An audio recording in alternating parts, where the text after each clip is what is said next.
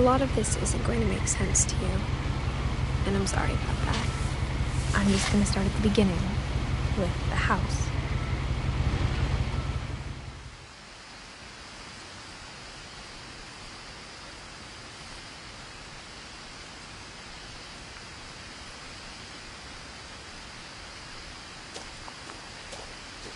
My brother Milton disappeared when I was 4. It was like the house just swallowed him up. Someone had put up a chain link fence, but it looked like I wasn't the first person to hop it.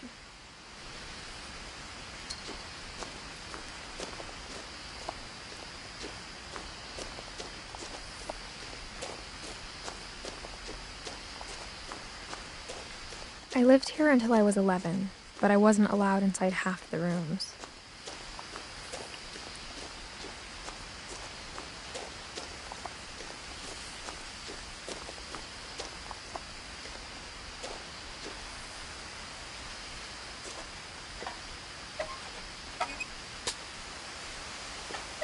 Inside the mailbox were bills from 7 years ago, marked urgent, open immediately.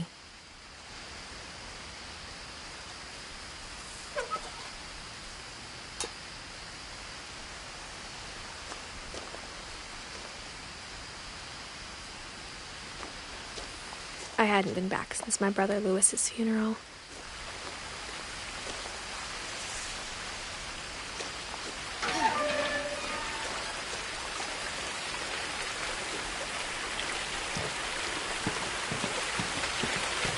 In her will, my mother left me a key, but didn't tell me what it unlocked.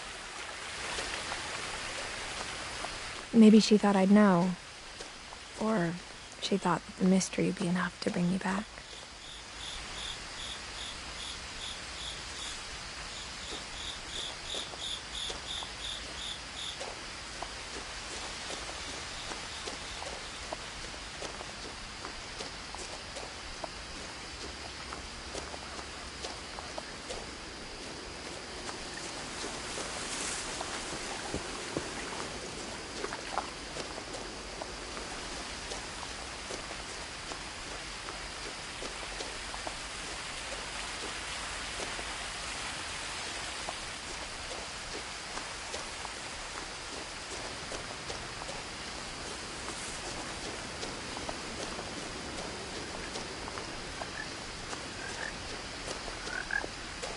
The truth is, even after I inherited the house, I never thought I'd come back to it. But now I had questions about my family that only the house knew the answers to.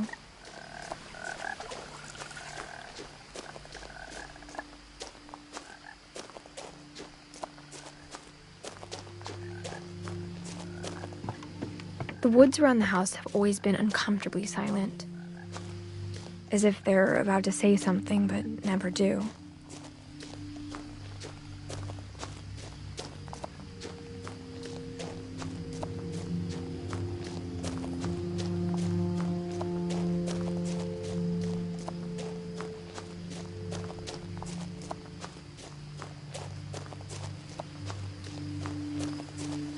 The house was exactly like I remembered it, the way I'd been dreaming about it.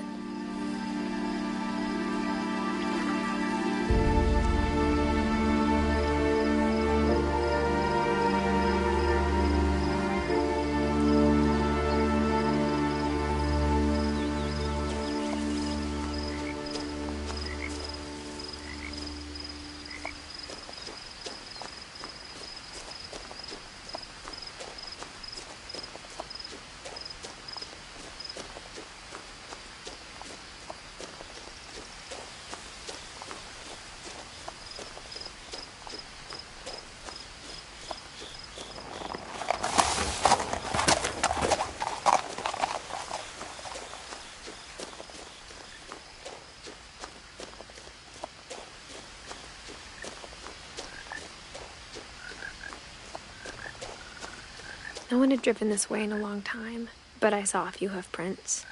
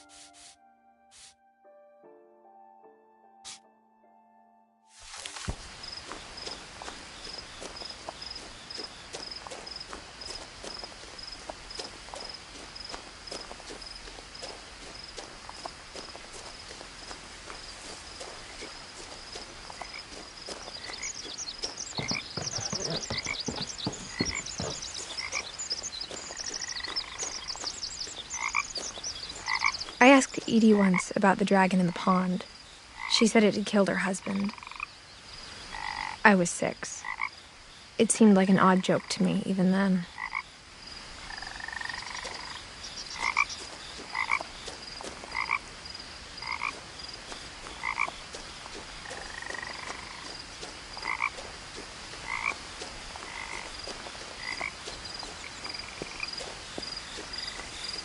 As a child, the house made me uncomfortable in a way I couldn't put into words.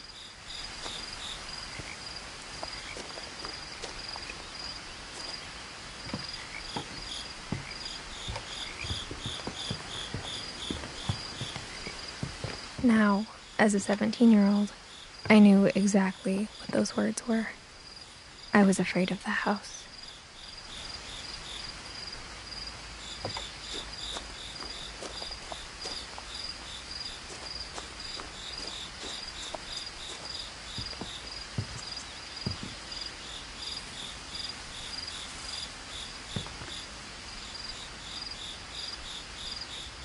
I hoped the key might unlock the front door. It didn't.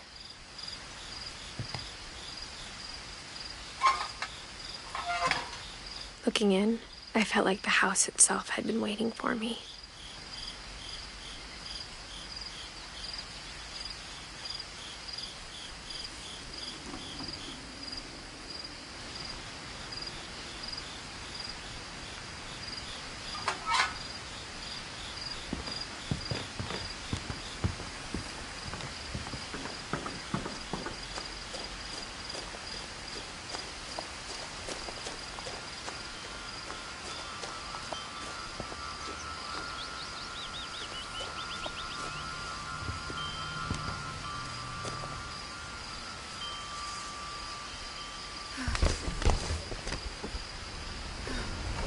Crawling through the doggy door used to be a lot easier when I was 11.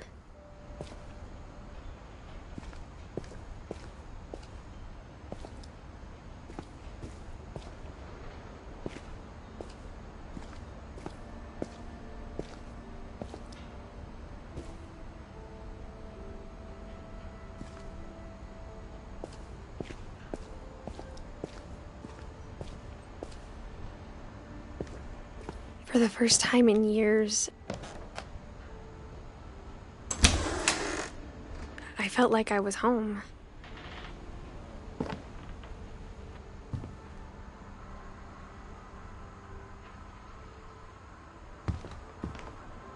But instead of a family, there were just memories of one.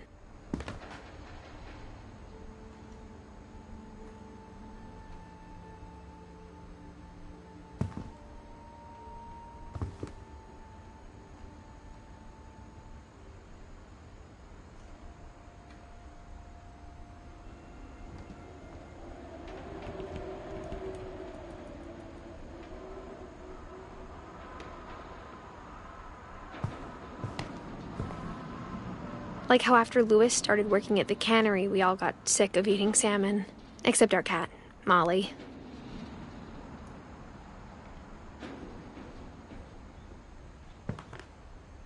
Or how only one restaurant would deliver to our house, so we had Chinese a lot.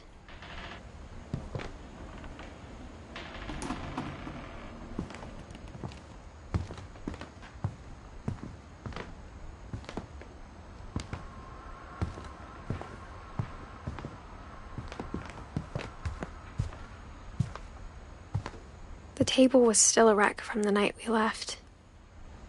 It was like a bomb had gone off, killing everyone but sparing the furniture.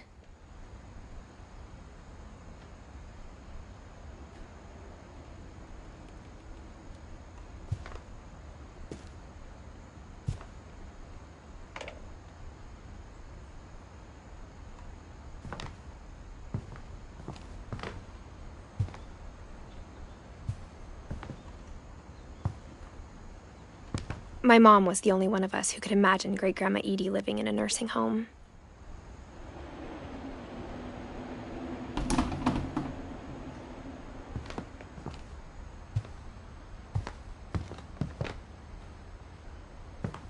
Nothing in the house looked abnormal. There was just too much of it, like a smile with too many teeth. Even the fireplace had a story. Edie told me the bricks came from the original house, after it sank.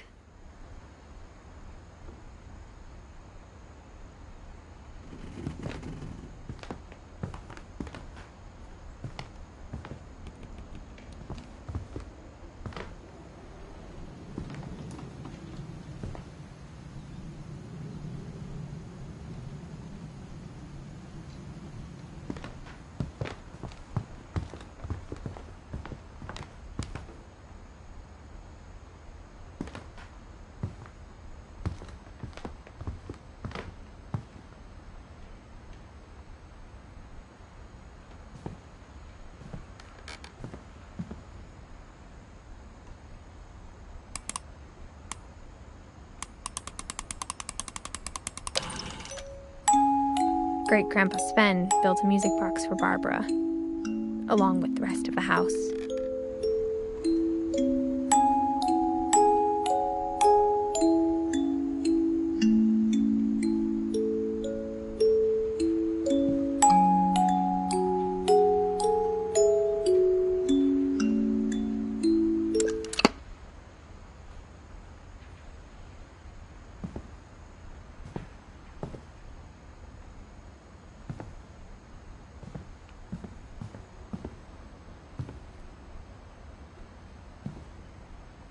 A lot of things got left behind in the whirlwind of that last night.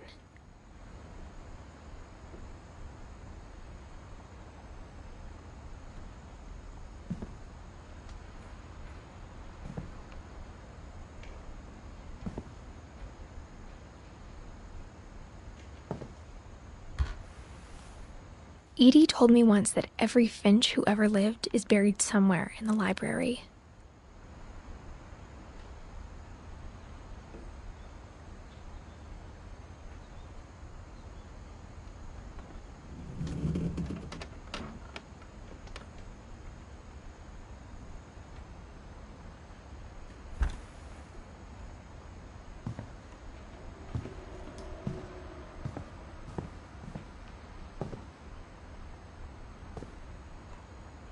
After Milton disappeared, Mom sealed up all the bedrooms. Then Edie retaliated and drilled peepholes.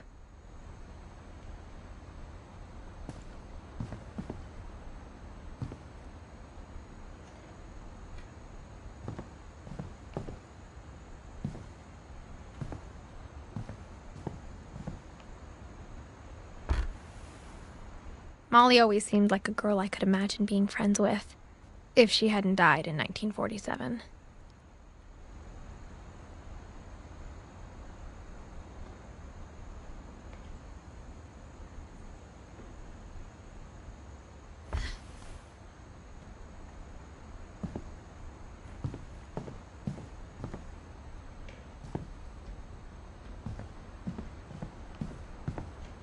I spent a lot of time playing in Great Uncle Walter's room.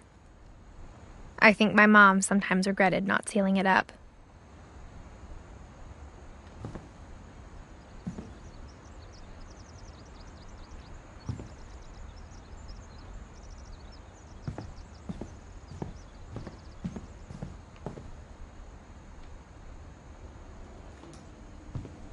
Lewis told me there were secret passages, but I never believed him.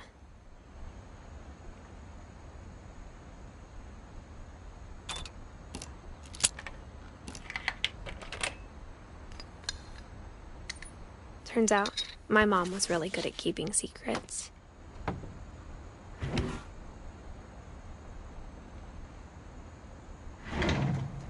Now it was time to find out what my mom had been afraid of.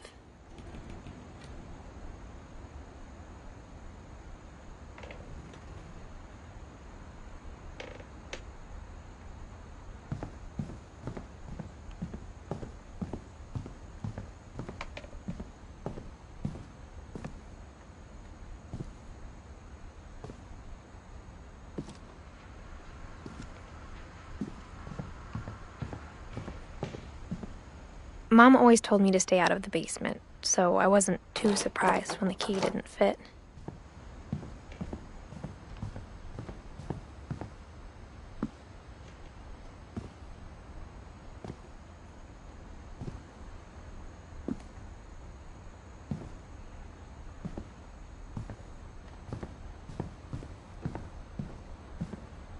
Whenever people ask me about my family, the first thing they always want to know about is Barbara.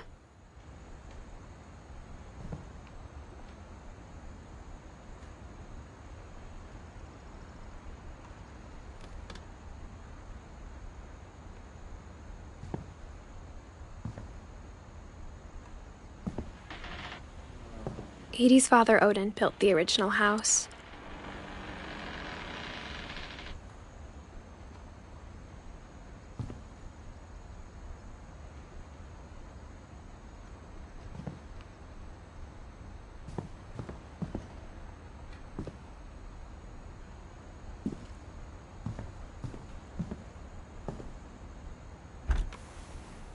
Barbara was a child star for 2 years, until America grew out of it.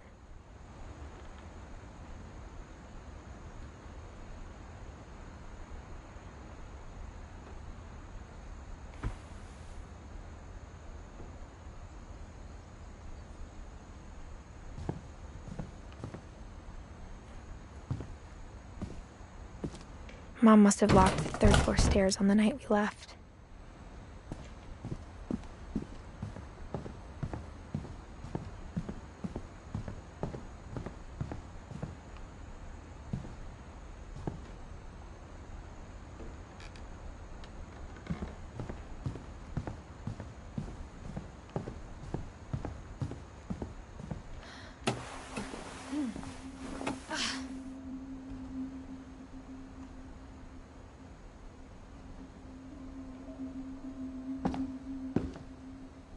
Reading this, maybe it sounds like I had a plan.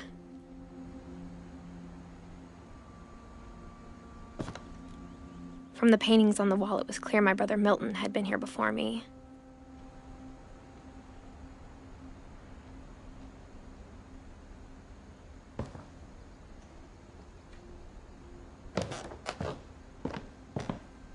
But I had no idea what was behind that door.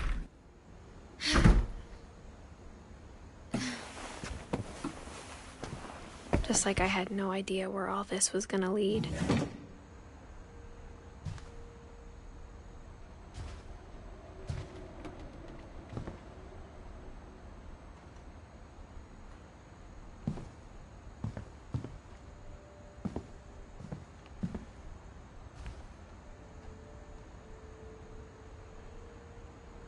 I got the sense Edie had spent a lot of time here, before my mom sealed the doors.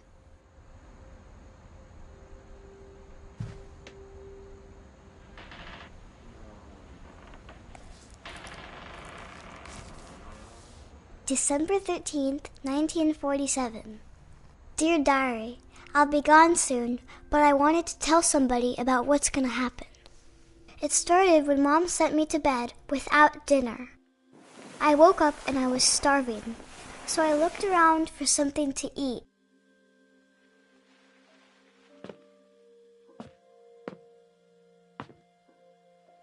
The gerbil food was dry, but I didn't mind it.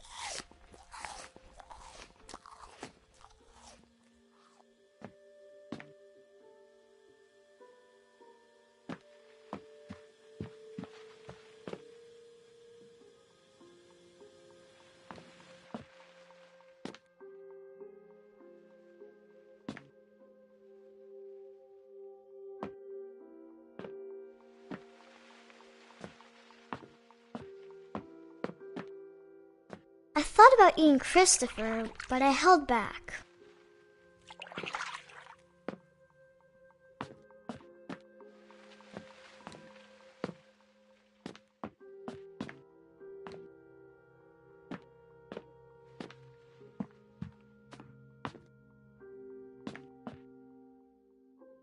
My Halloween candy was all gone.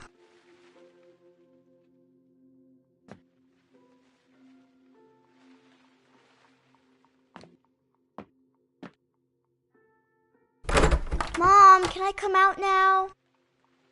Sweetheart, it's late. Go to sleep.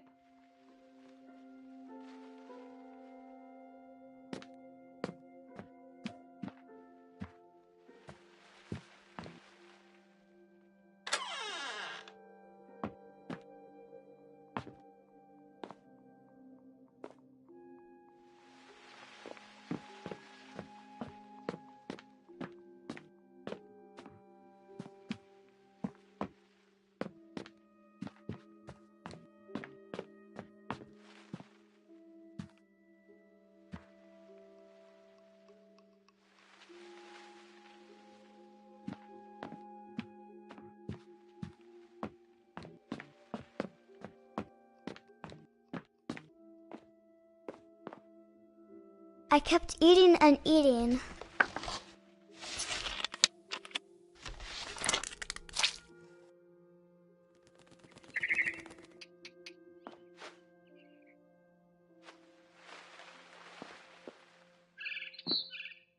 I ate a lot of things that night.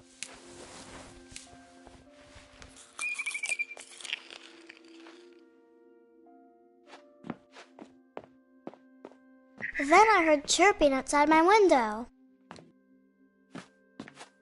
It was a barn swallow going back to her nest.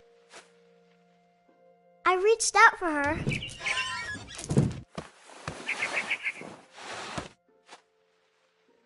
And suddenly, I was a cat.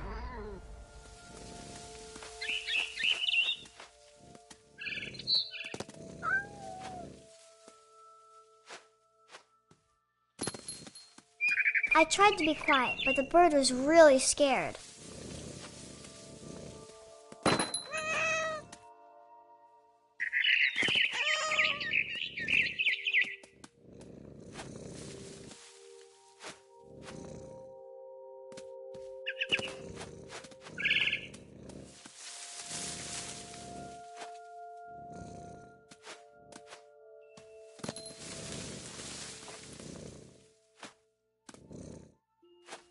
Mom and Dad didn't even look at me.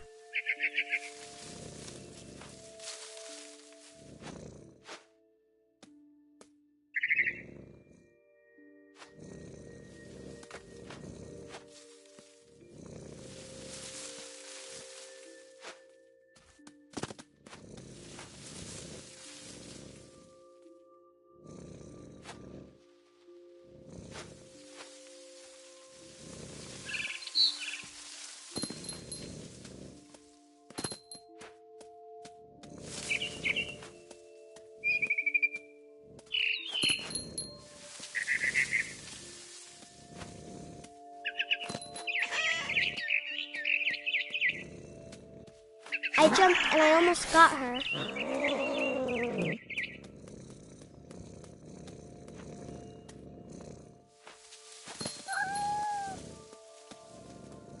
I could tell she was getting really tired.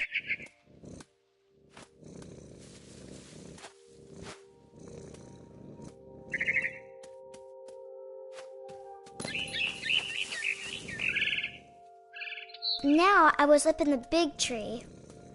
I promised Dad I wouldn't climb it anymore. All I cared about was eating that mama bird.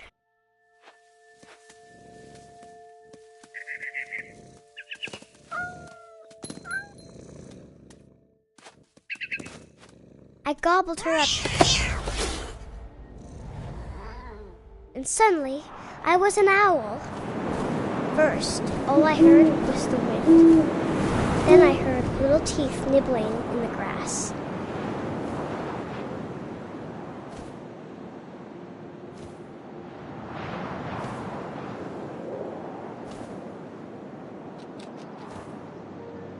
Rabbits.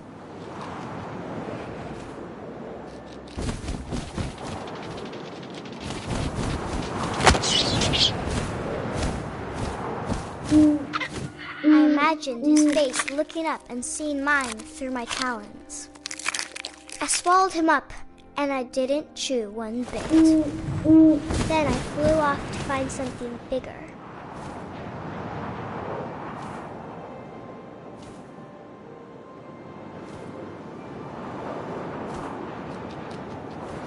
A mama rabbit.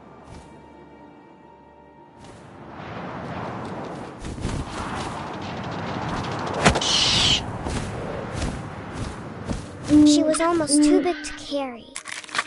I started choking, but I couldn't stop eating. And suddenly, I was a shark.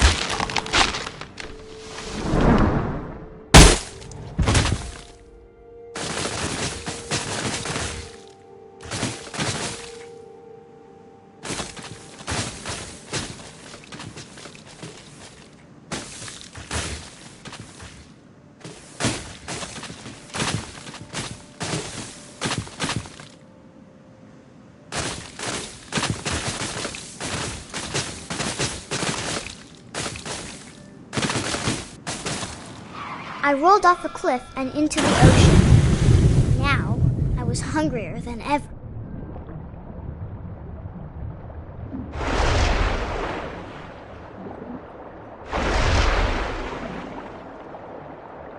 I wanted fat, juicy seals.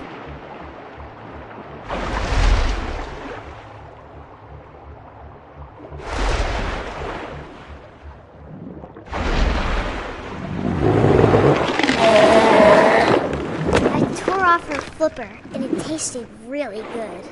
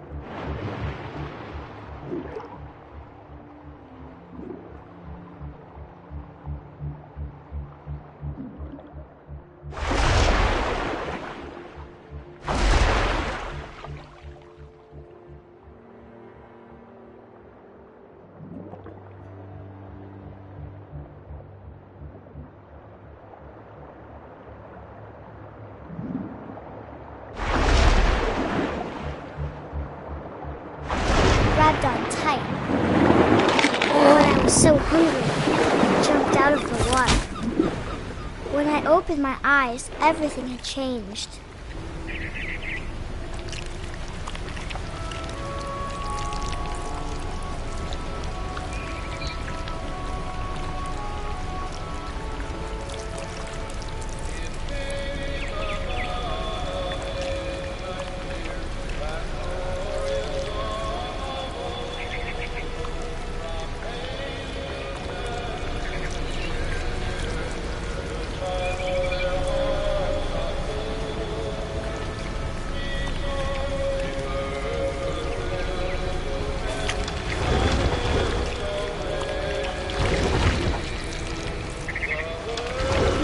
A monster, and I smelled people everywhere.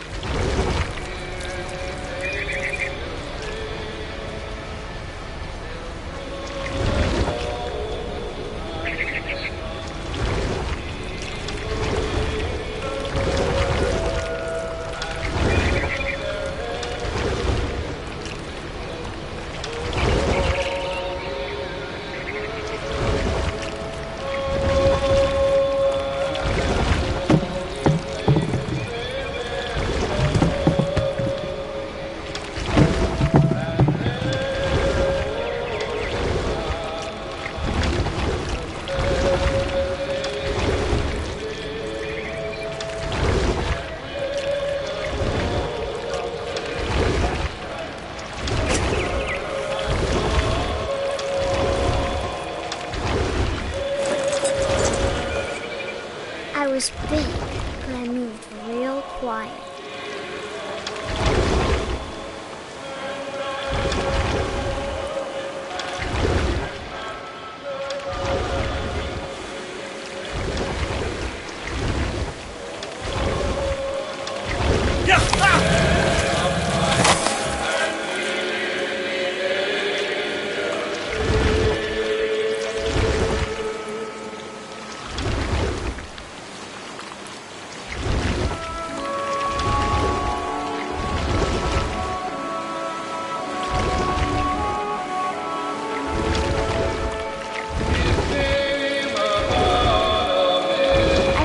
Stop, but also I didn't.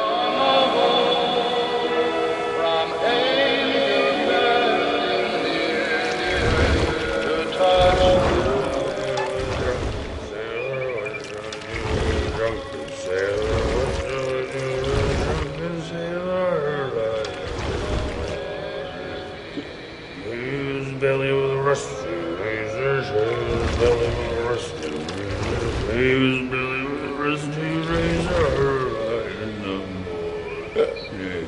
What's up with a drunk sailor?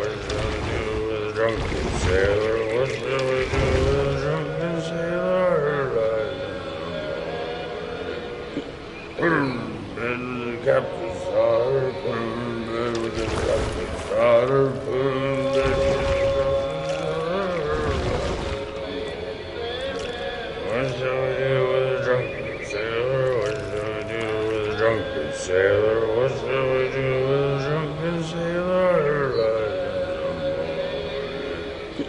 Shot with a longbow till he's sober. Shot with a longbow till he's sober. Shot with a longbow till he's sober. What shall we do with a drunken sailor? What shall we do with a drunken sailor? What shall we do with a drunken sailor? Put him in the scuppers with a hose pipe on him. Put him in the scuppers with a hose pipe on him. Put him in the scuppers with a hose pipe on him. What shall we do with a drunken sailor? What shall we do with a drunken sailor? What shall we do with a drunken sailor? Heave-ho, she rises, heave-ho, she rises, heave-ho, she rises in the morning.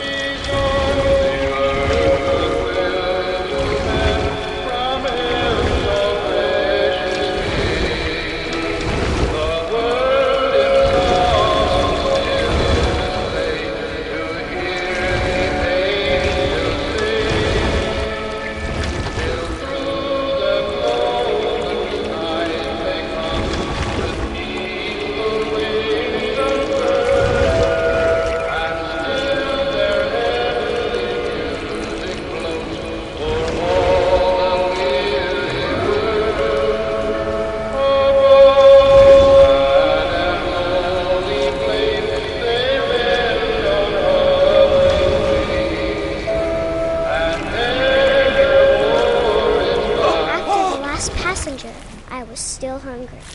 And across the water, I smelled something new. Something I had to have, so I swam towards it.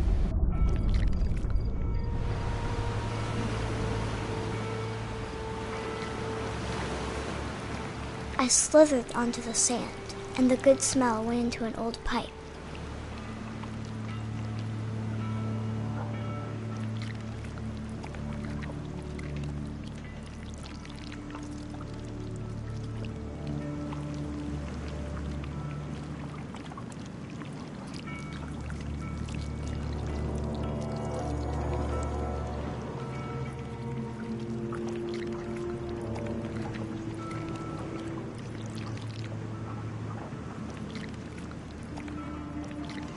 I got closer and closer.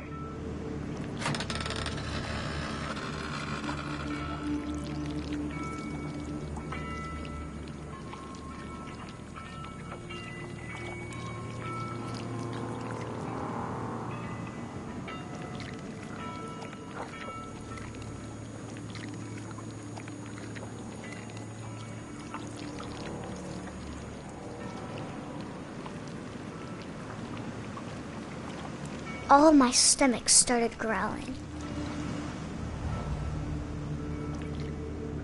And suddenly, I was me again. I held my breath for a long time, but I couldn't hear anything. I think it's waiting for me to fall asleep. But it's not going to wait much longer. It needs to feed, and we both know I will be delicious.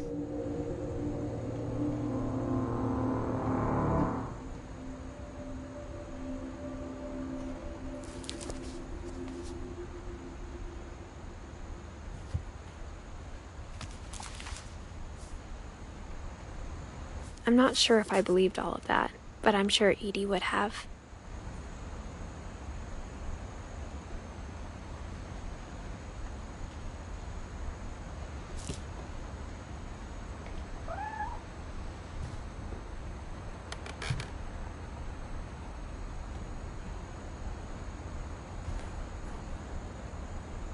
I can't describe it, but I felt like some part of Molly was still here.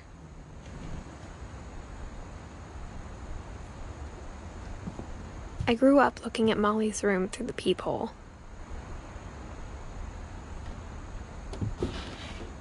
Molly's gerbil had a tiny bedroom with its own even tinier gerbil cage.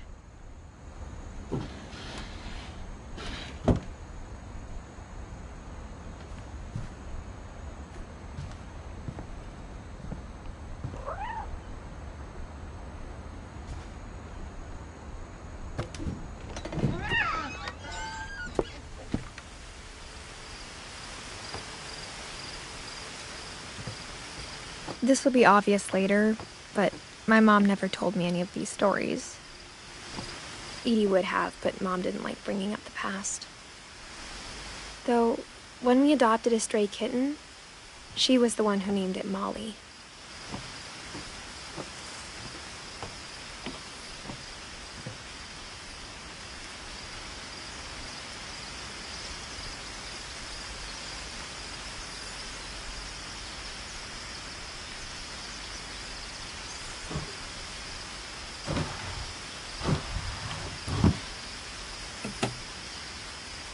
I spent a lot of time in Great-Grandma Edie's room.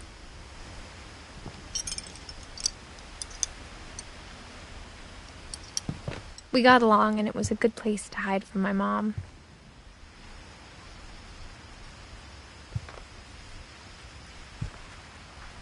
Edie gave a big interview about a mole man living under the Finch house.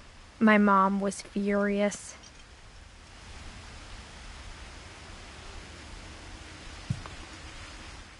I hadn't thought of myself as Edith Jr. for a long, long time.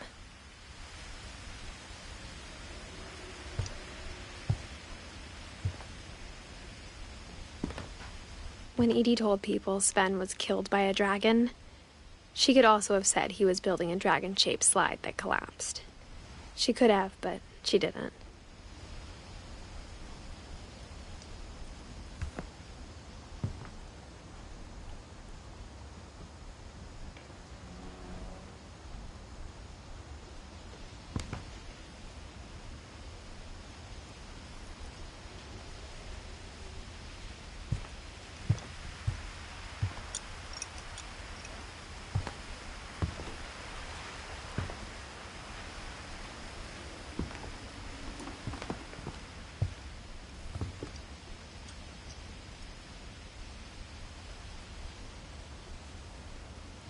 Her room was like a museum.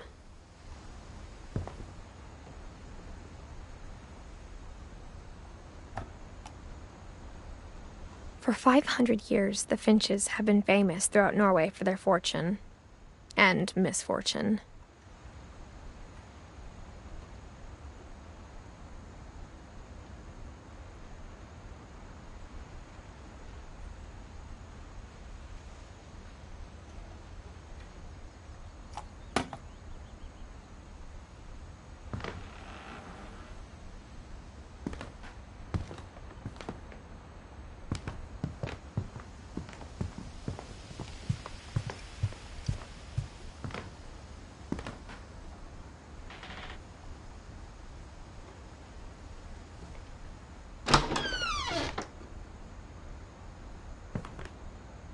The only trace Grandpa Sam's first wife, Kay, left on the house was the pink bathroom. It was a pretty big trace.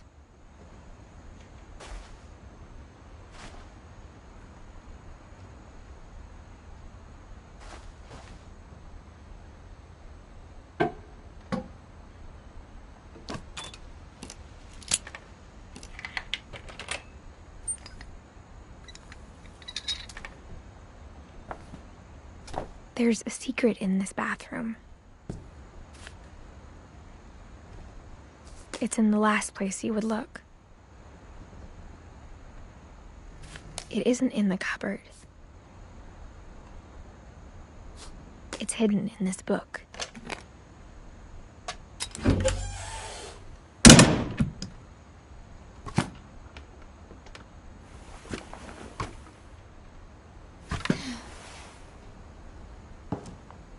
Sven gave Sam an old camera he'd refurbished. He never put it down.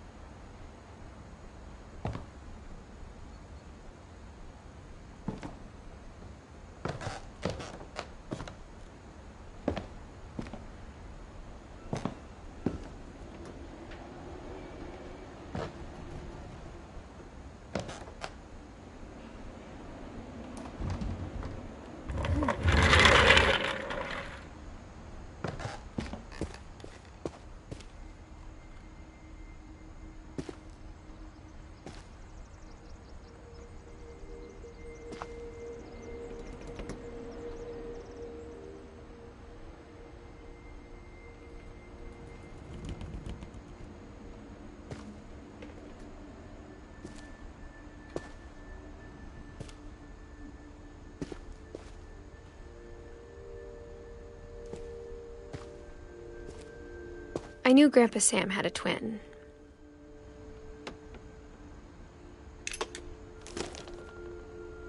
And that he never talked about him.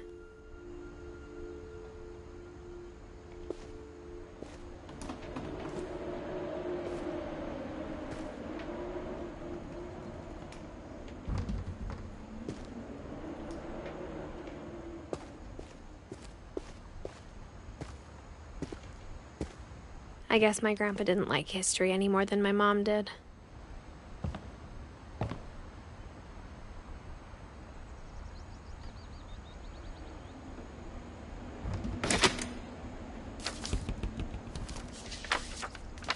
How I Want to Remember My Brother by Sam Finch. The thing I remember is that when he made up his mind, that was it.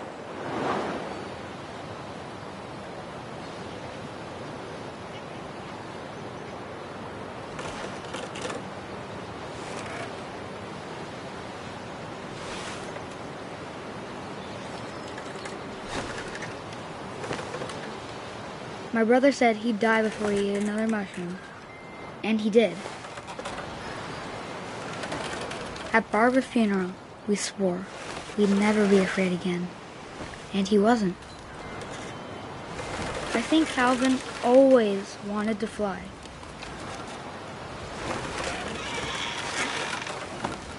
Sam! Calvin!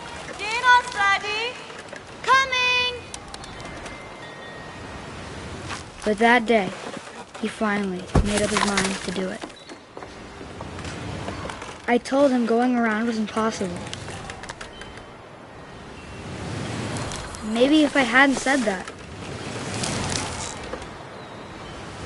Calvin! I'm not gonna tell you again! Maybe if the wind hadn't picked up, then maybe he'd still be here. But I doubt it. I think he'd already made up his mind. That's what I want to remember about my brother. The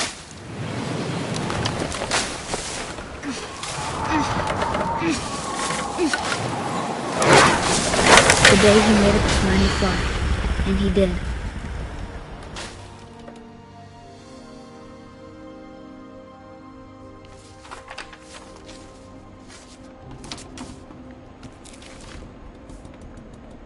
Calvin's story felt strangely familiar. When I was younger, I remember trying to do the exact same thing.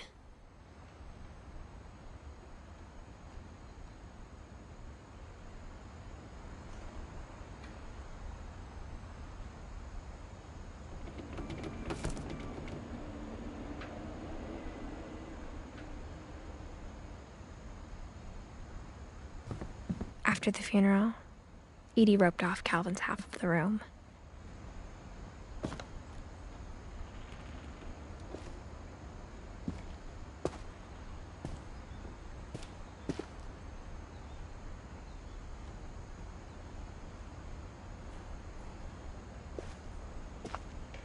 Mom said Grandpa Sam enlisted at 18 and never set foot in the room again.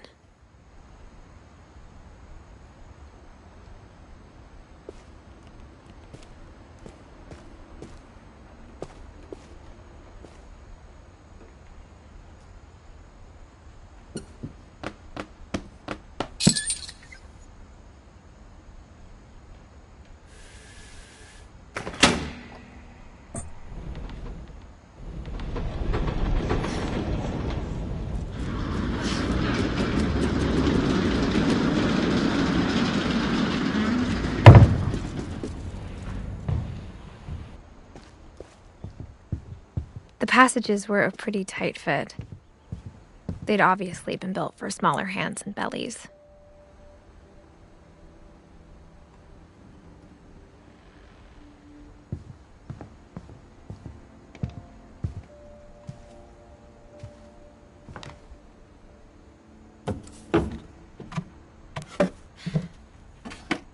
Growing up, I always thought of Barbara as a child star.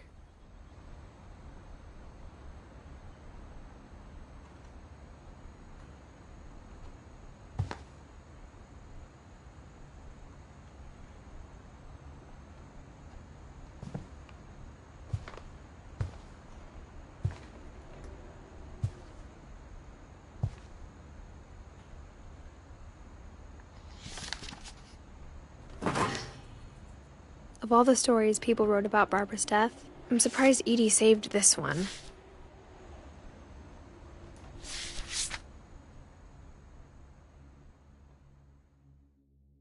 Old Jack here with another ghastly tale inspired by America's most unfortunate family. I'm calling it The Surprise Ending of Barbara Finch. As a child star, Barbara was famous for her scream. Now at 16, she was all washed up. A has-been. But in a lucky break, she'd been asked to perform her signature scream at a local convention for monster movie fans. It was just the boost her career needed. Unfortunately, her scream hadn't aged well. Getting better. I think you just need the right motivation. Her biggest fan and current boyfriend, Rick, was about to demonstrate when... Now that was a great scream. It was Barbara's father, Sven. He'd slipped into a table saw and had to be rushed to the emergency room. So Barbara got stuck babysitting her youngest brother, Walter. Her convention comeback was cancelled. Okay, I'm hearing frustration, but I'm not hearing terror. What if I tried... A gang of hoodlums in Halloween masks have been terrorizing Orcas Island tonight. Police are urging residents to... That came from the basement. You're right! Also, I loved your delivery on that. Why is your basement door locked? Because my dad likes making puzzles and secret passages. There's a key hidden in the music box. The secret is to keep winding and winding until finally the key pops out. Thanks, babe. I'll be back in a sec. 20 minutes later, Rick hadn't returned. So Barbara went to look for him, right on cue. She reached for the music box. And as she wound the key, she listened for Rick, but the house was silent.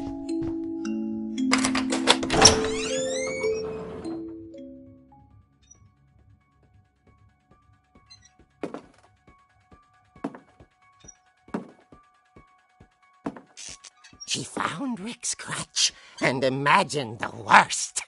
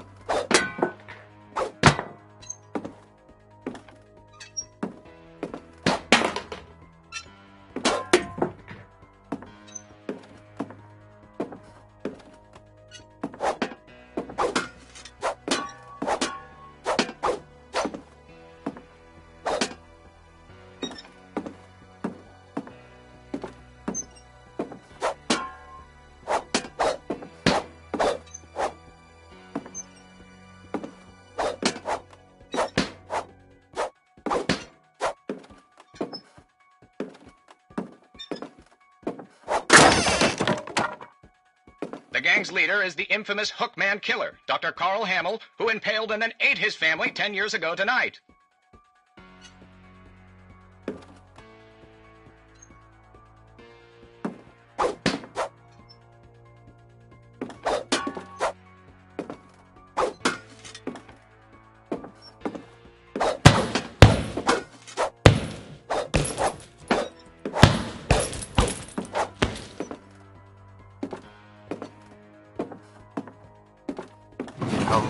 Fridge rattled and grew still.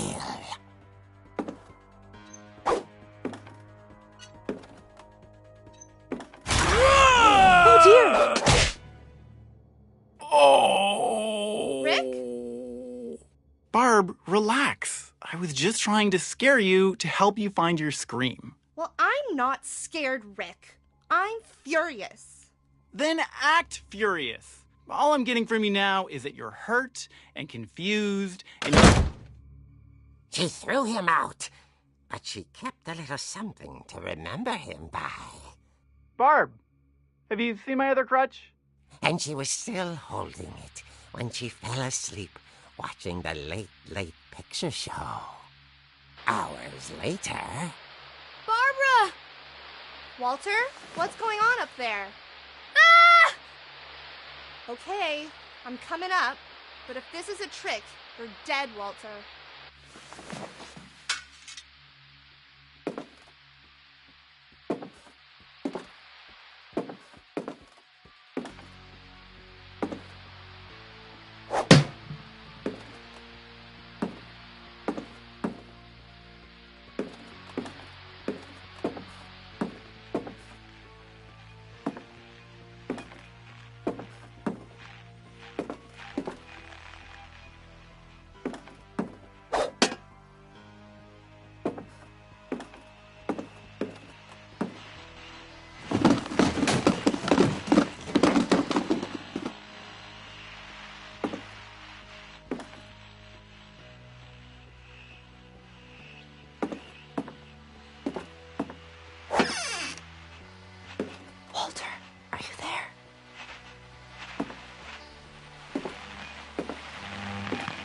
Walter had vanished, but his bedside radio was still on.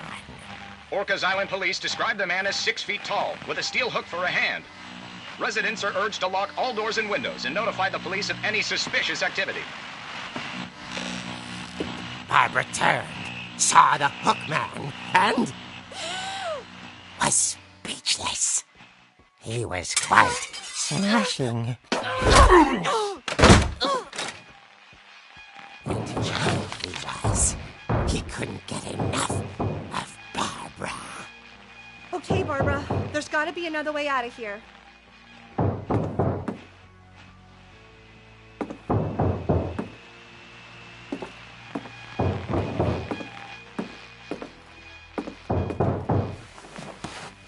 That night, she played her part beautifully.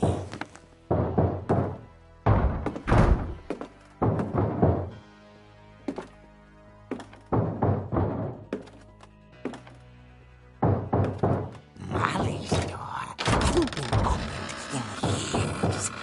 The hinges groaned.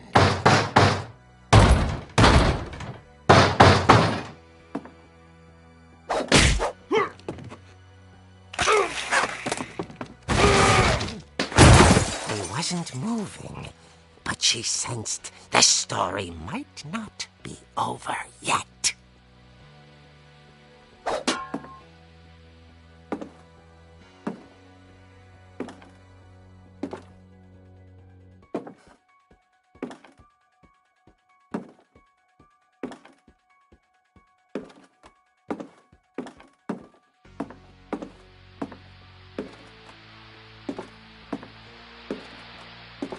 The hookman had vanished. She listened for his breathing, but all she heard was...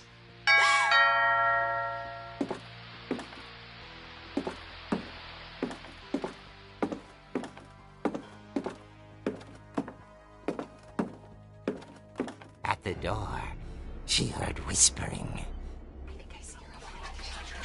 It was coming from inside the house.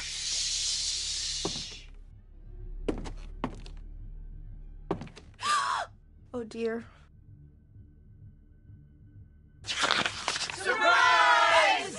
Bravo, Barbara! You were wonderful! We love you! The monsters had come to surprise her. For Barbara, it was a dream come true. Then she saw what kind of monsters they were, and she realized what was about to happen. She was going to be famous. And with her final breath, Barbara Finch gave the performance of her life.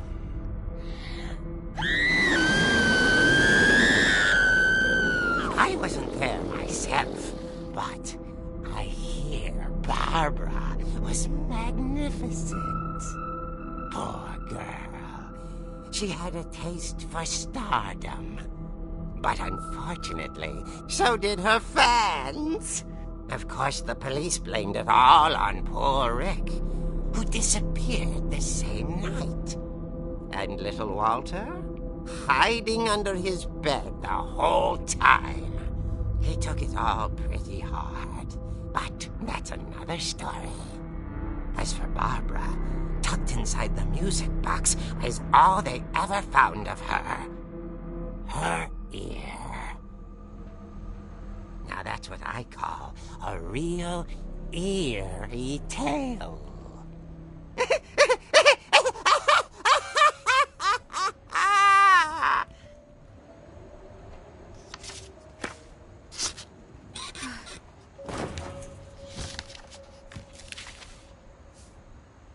Edie told me all Barbara wanted was to be remembered, as absurd as that comic was. Maybe what Edie saw was a happy ending.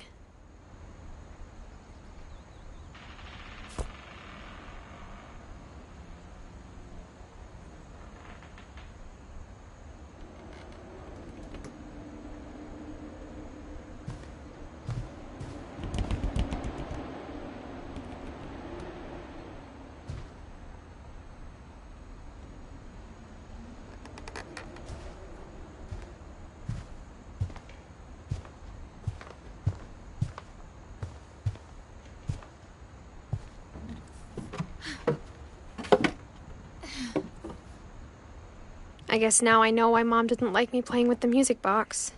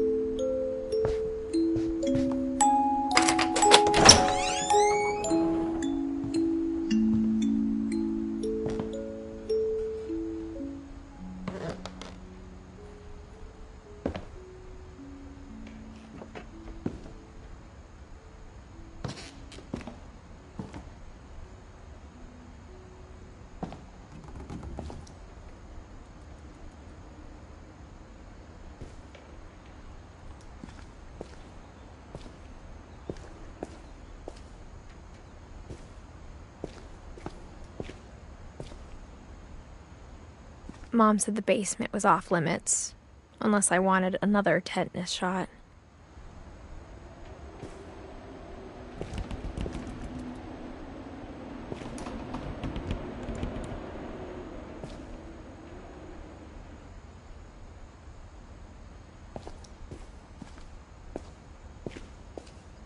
I saw Edie sneak down to the basement once, carrying packages.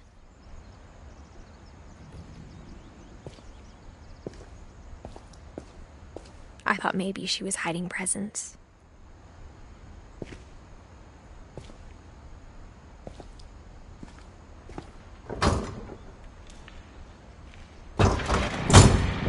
turned out she was hiding a lot more than that.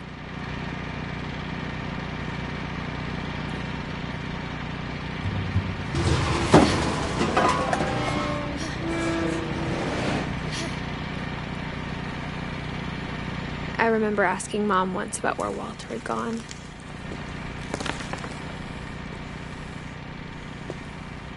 She said after Barbara died, he got as far away as he could.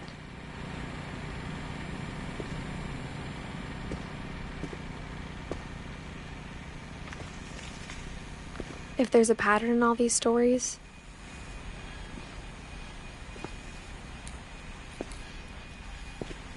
I think it's that none of us has gotten very far.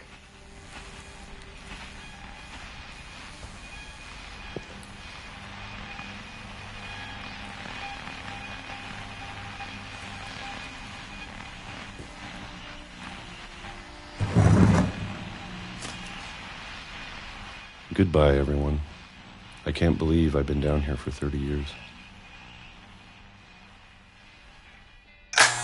On that first day, after the shaking started, I didn't think I'd survive a week.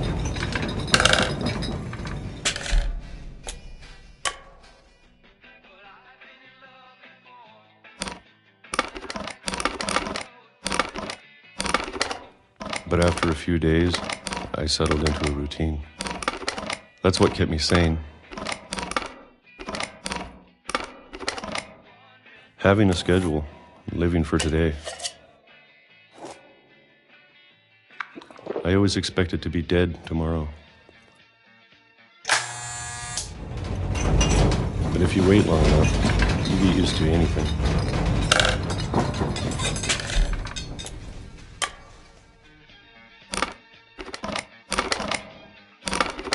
Even a monster on the other side of the door starts to feel normal. Almost friendly.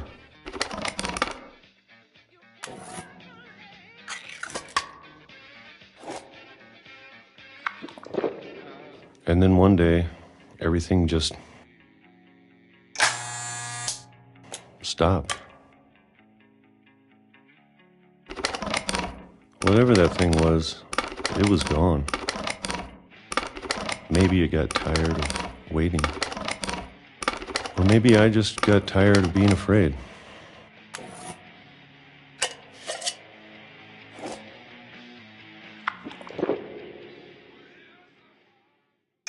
It's been a week now, the longest in 30 years. I'm done waiting. I have to leave while I still can.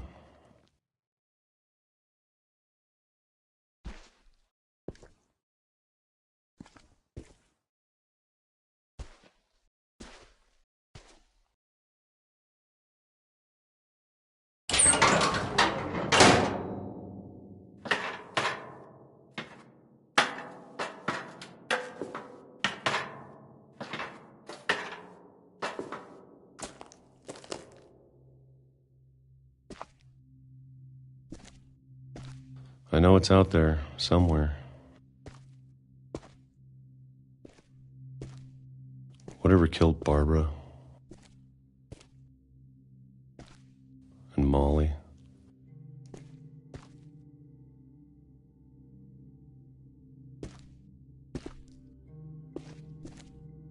and Calvin.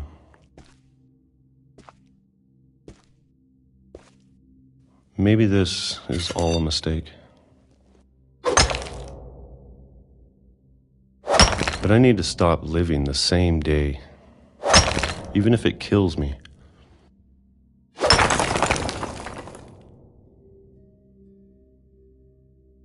Whatever's out there, I want you to know I'm ready for it. I'm going to appreciate all of it, especially the food. I don't mind if I only have a year left. Or a month, or a single week. I'd be happy with one new day. I can already imagine the sun on my face.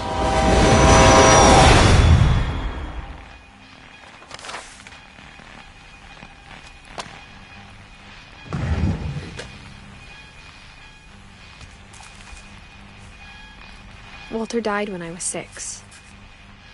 I can't believe my mom never told me he was down here.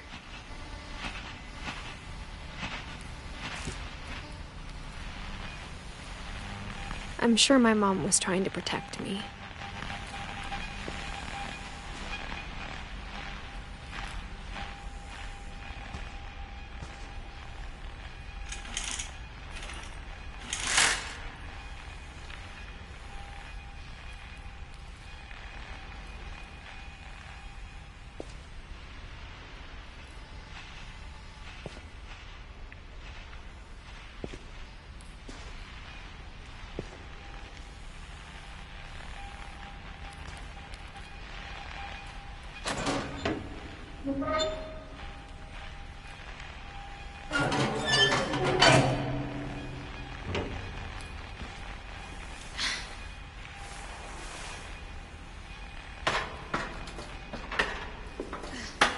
Maybe she was afraid I'd end up like Walter.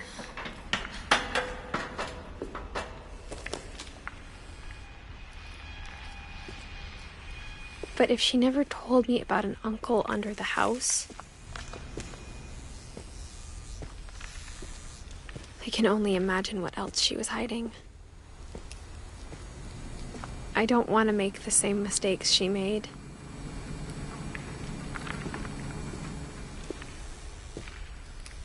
Trying to bury something that's still alive.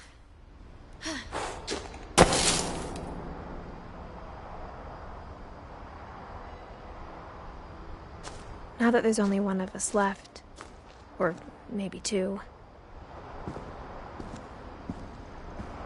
I thought it was time I heard the stories for myself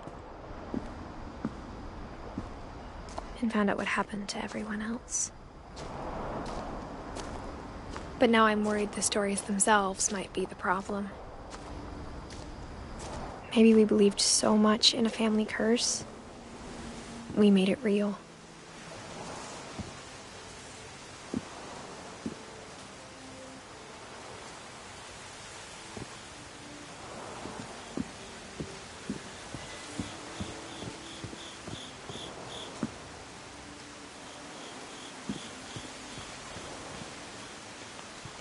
I don't know if I should even be writing this.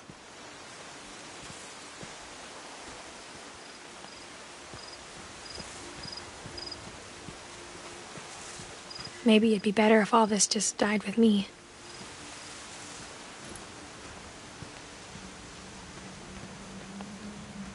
But I thought you should know about your family.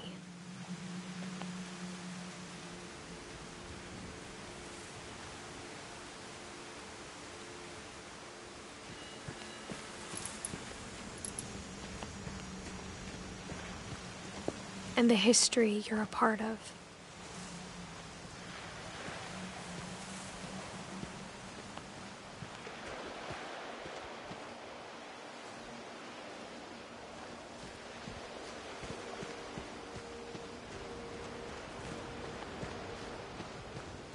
Though to be honest, I feel as lost as you probably do right now.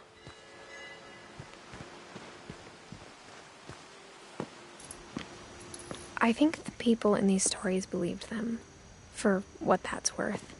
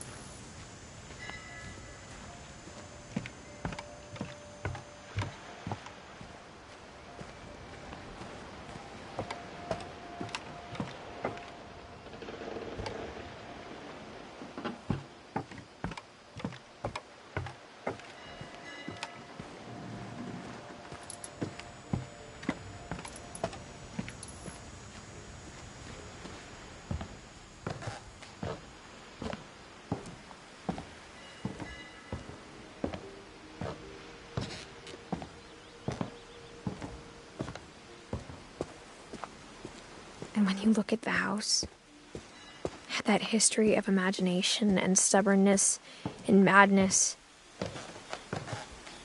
any of it seems possible.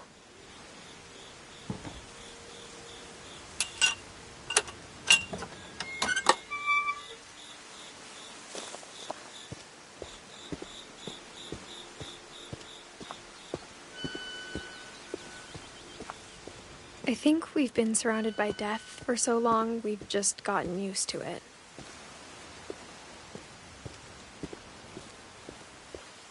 What kind of family finishes building a cemetery before starting the house?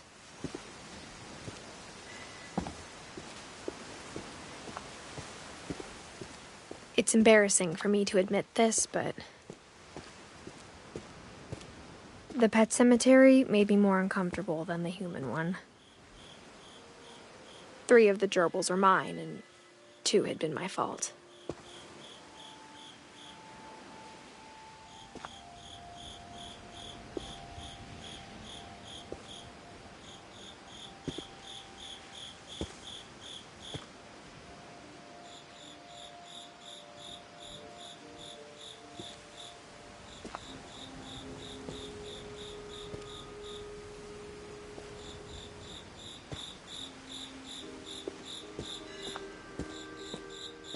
Sven built the house, but it was Edie who designed the cemetery.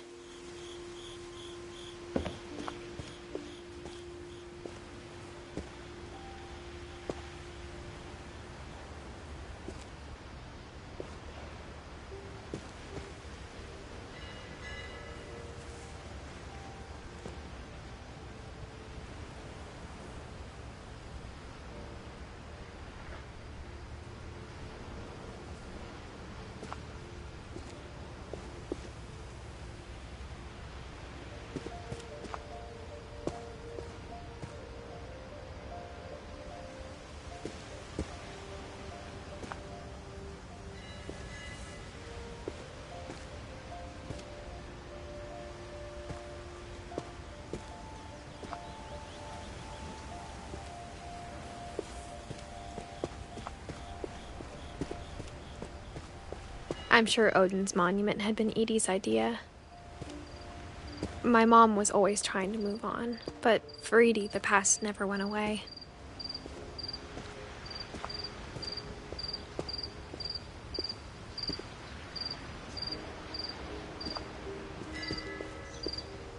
She could see it poking out of the water at low tide.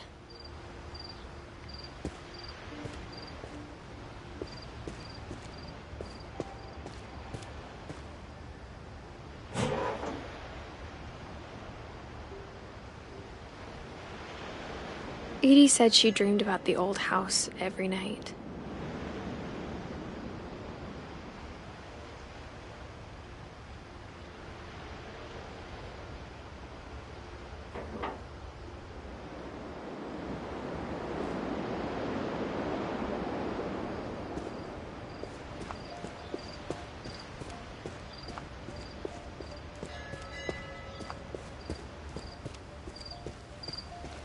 Edie's side was always easier for me to understand.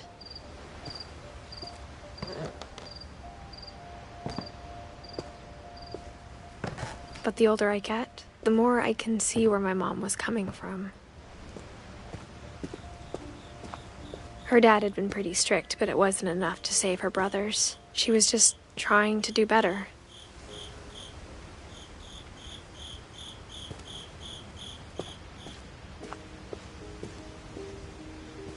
She lost 2 of her brothers, just like I did. I get why she tried so hard to protect us.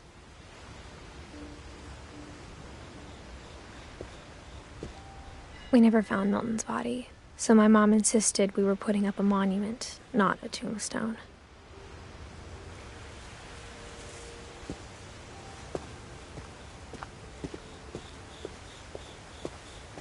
There's so many things I wish I could ask my mom now. Part of me thinks this is what she wanted all along. For me to come back someday and find everything out for myself.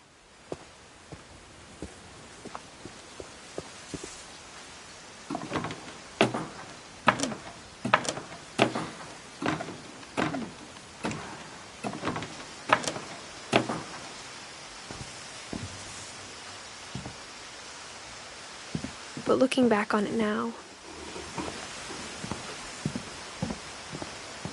if she told me there was going to be so much climbing,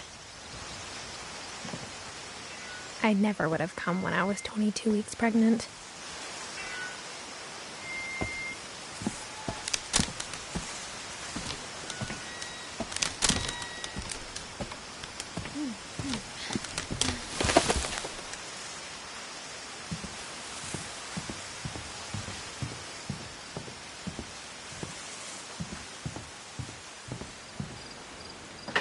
I never met Grandpa Sam, but I think he and my mom had a lot in common.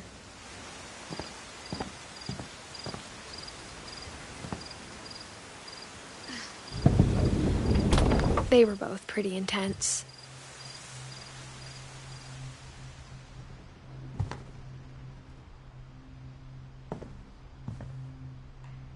Instead of hiding from death, Sam seemed to go out of his way to meet it.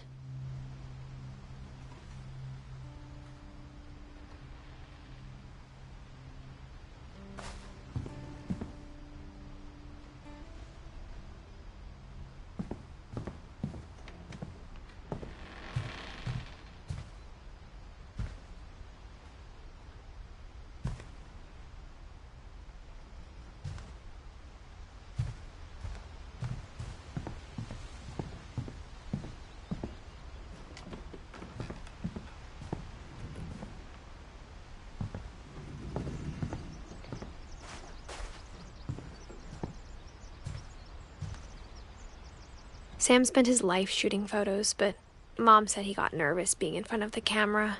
I guess we're all afraid of something.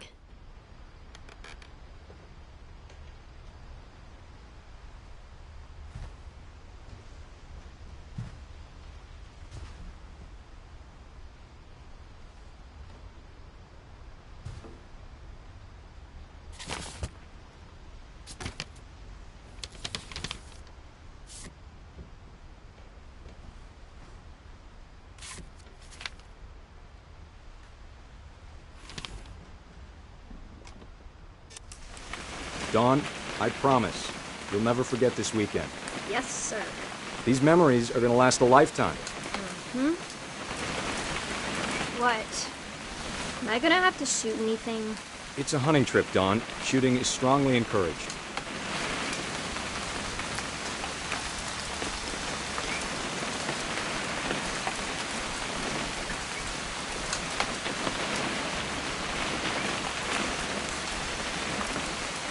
It's too early, Dad.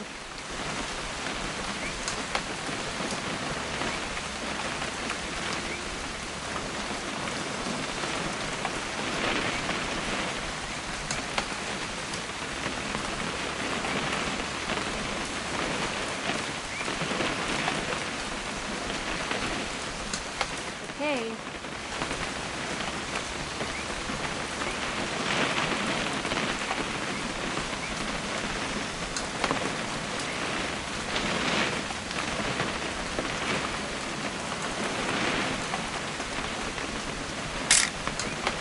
Not quite.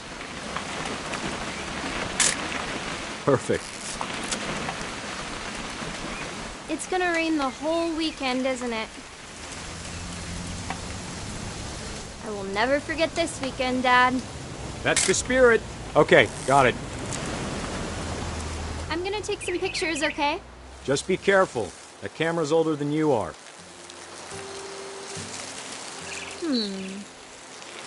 Definitely should not have drunk all that coffee. Hey! That's a keeper. I'm just saying, I'm not always gonna be here, Dawn. You'll need to remember this stuff, if you want to survive. I'll be fine, Dad. You know who else thought he was gonna be fine? Some guy who died. Dawn, I'm being serious. I know, Dad. You're always serious. Doesn't being out here make you want to chill out? Well, to tell you the truth, I haven't been out here in 20 years.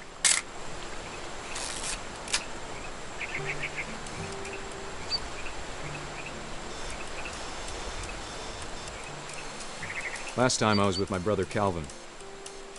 Man, that was a great trip.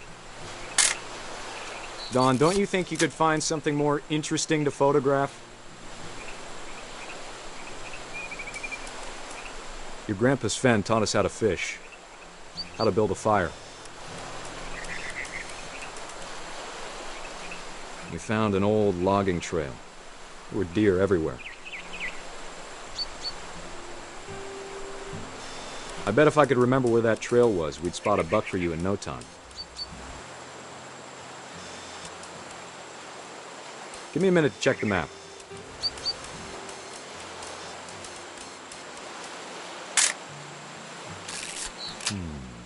Dad! Good eyes, Don.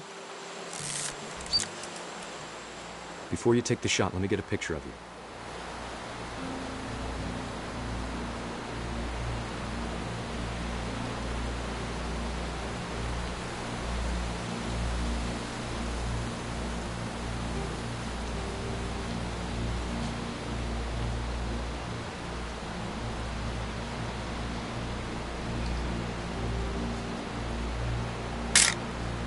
I'm over here, Dad.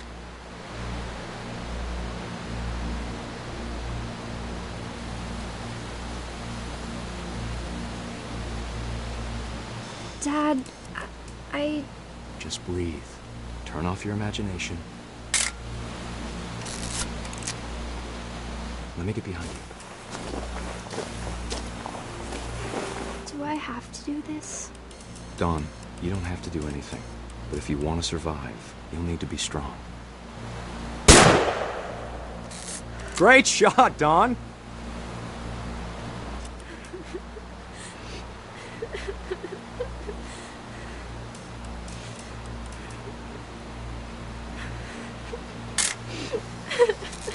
I'm proud of you, Dawn.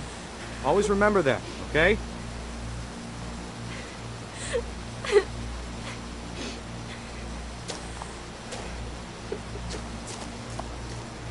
Sorry, Don. Just gotta reset the timer.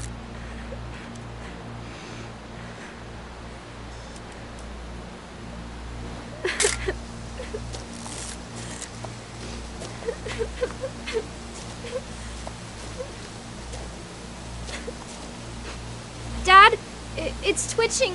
I think That's it's totally so... normal, Don. Just focus on the camera. Try not to think about... Dad!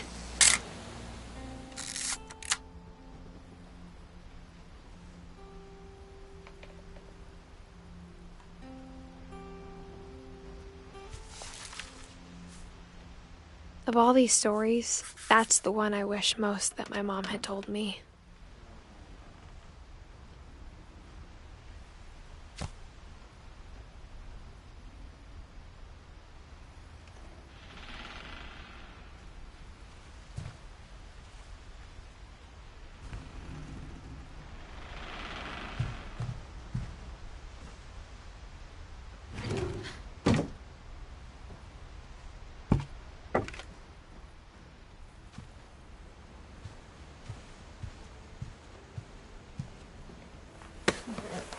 After Sam died, my mom and Edie got really close.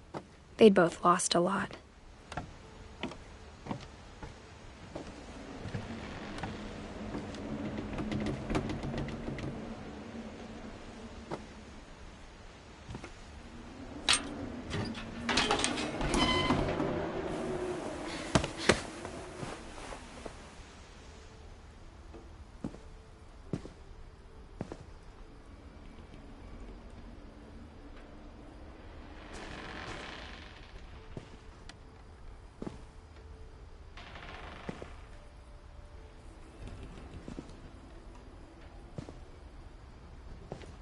I can't imagine my mom ever writing poetry, and yet...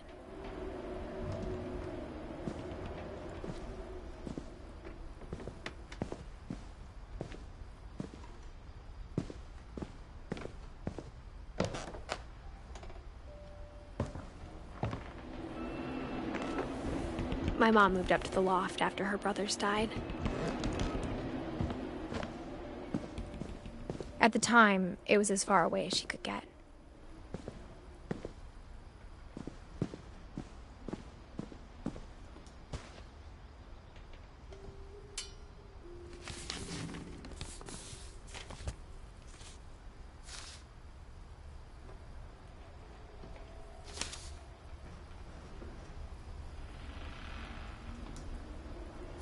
Dear Kay, do you remember the way Gregory used to laugh when he thought he was alone? Like something funny was happening, but only he could see it.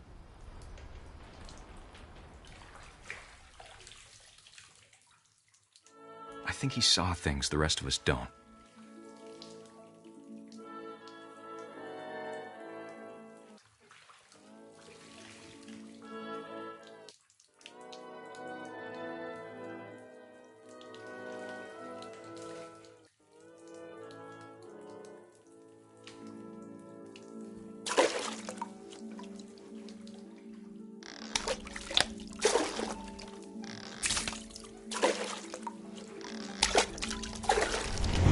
Over, Gregory. It's time to... Hold on, sweetie. Hello?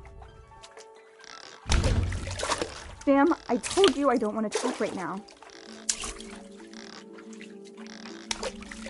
I wonder what he saw.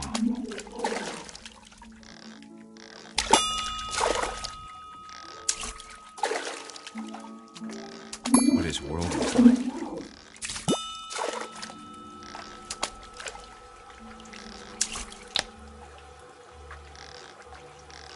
He reminded me so much of Calvin.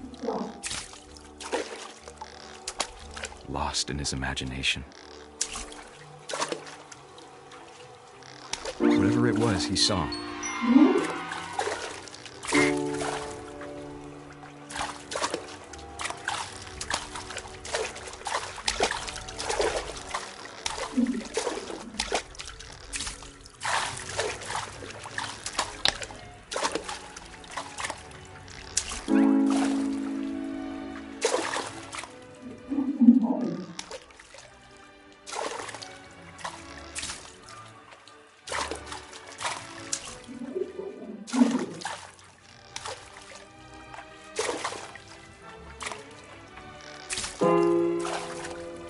Sure made him happy.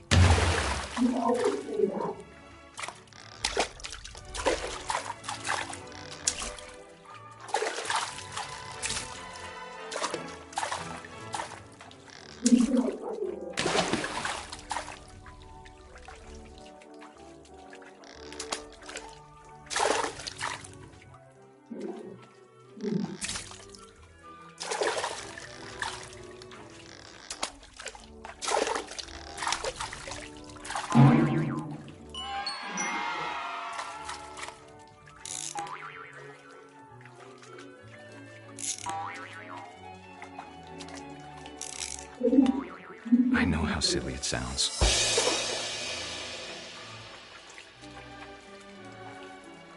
That I worried about a baby being too happy. But I could feel him slipping away. Sorry about that, Gregory. I know you did everything you could. Maybe if I hadn't called that night. Damn it. Hold on, I don't want Gregory to hear this. I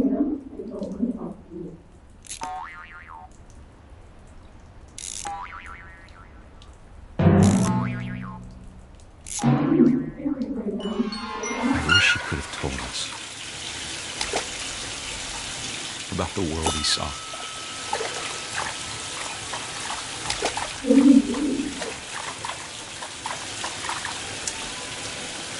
Hey, there's so much I don't understand about Gregory. About everything.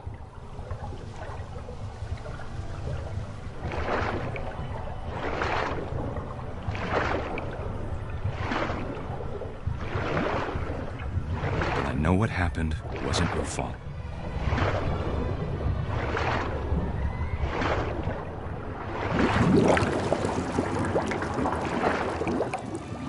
I'm sure he's happy. And he'd want you to be happy too. Good luck, Kay. Love, Sam.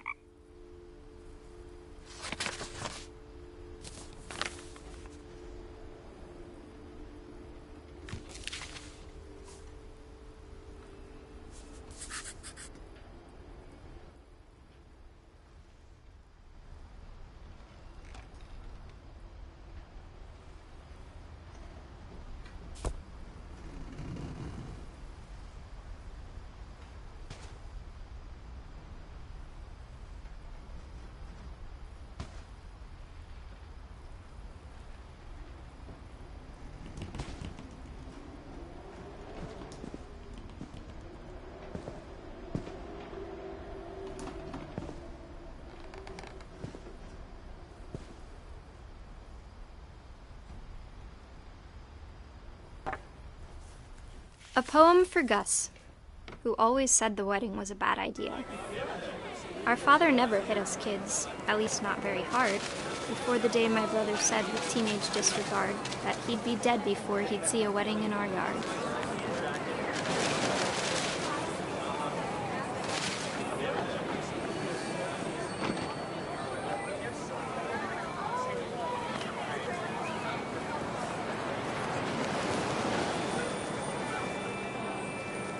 My father made him come, of course, but Gus stood far apart, just flew his kite and bottled up the storm inside his heart.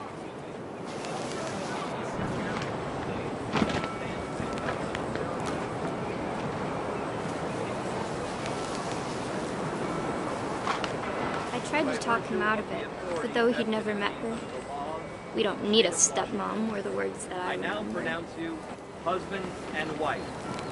You may kiss the bride.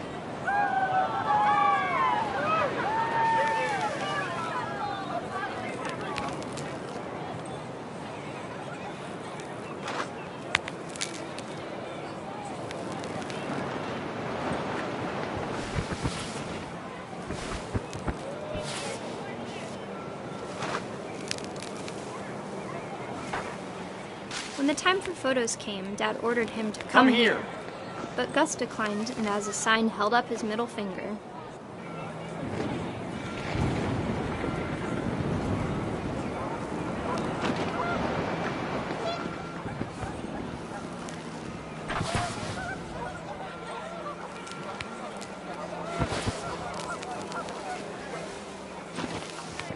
The wind picked up, and panicked geese appeared and quickly went.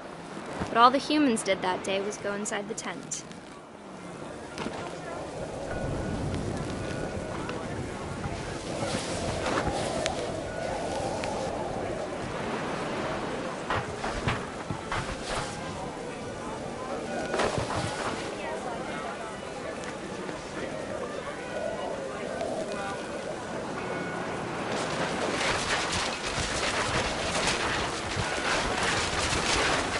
The rain came down in buckets then, but no one seemed afraid that nature might destroy the tent our dad had crudely made.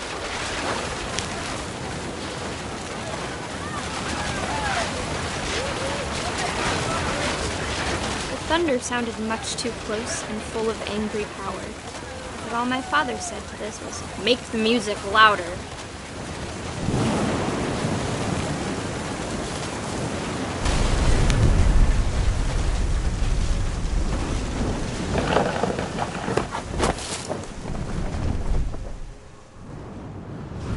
I wish that I could truly say I thought about you on that day.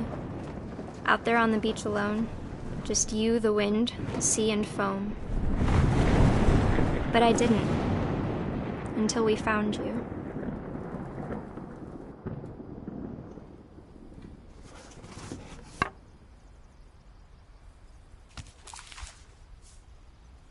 She never talked about him, but Mom told me once if I was a boy, they were going to name me Gus.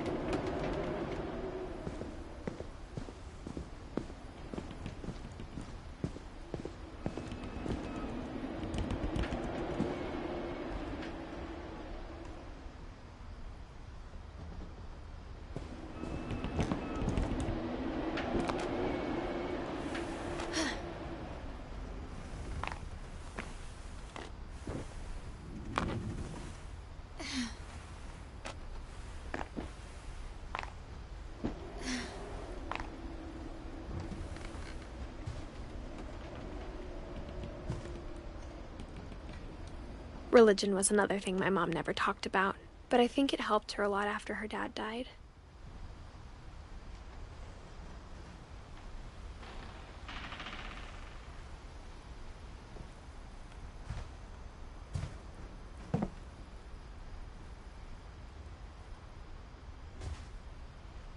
She spent a summer building houses in Calcutta, where she met my dad, Sanjay.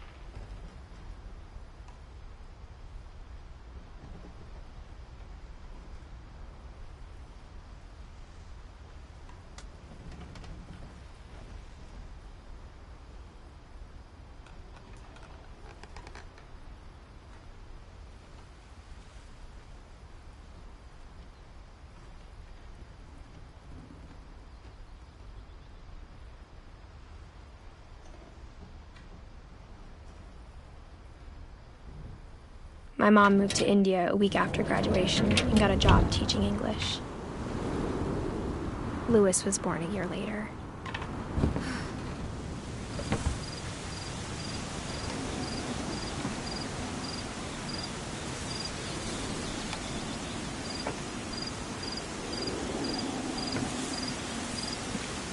When my dad died, I don't think Mom knew where else to go.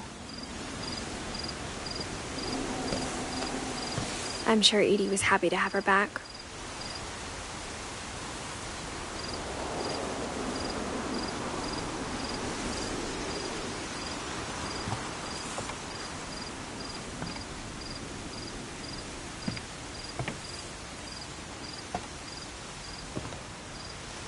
The house had to get a little bigger, but Edie was used to that.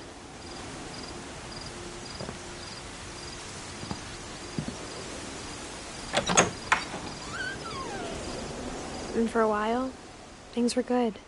Almost normal.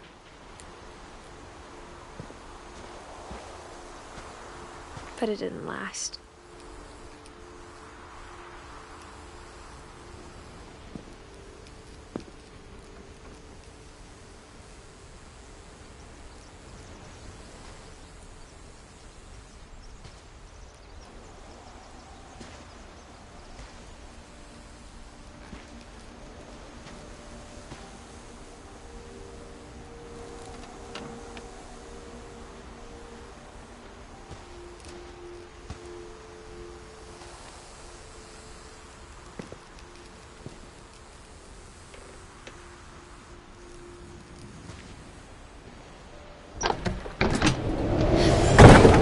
The beginning of the end was Milton's 10th birthday, when Edie gave him a castle.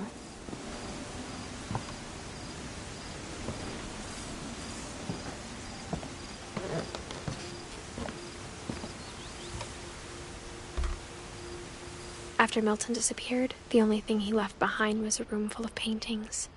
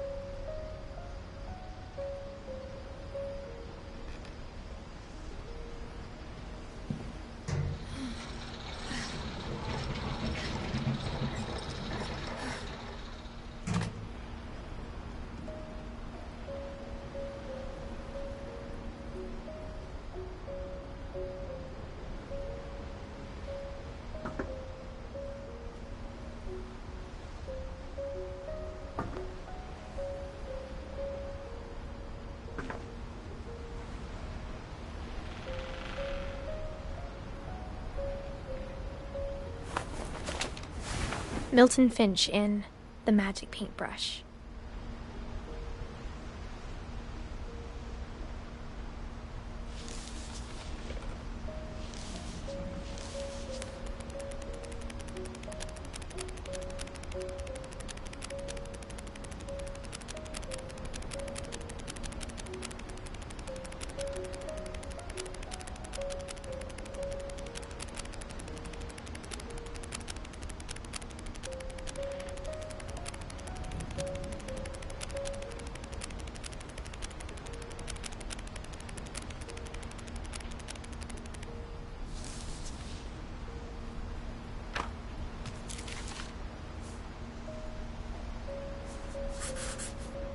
I was 4 when Milton disappeared.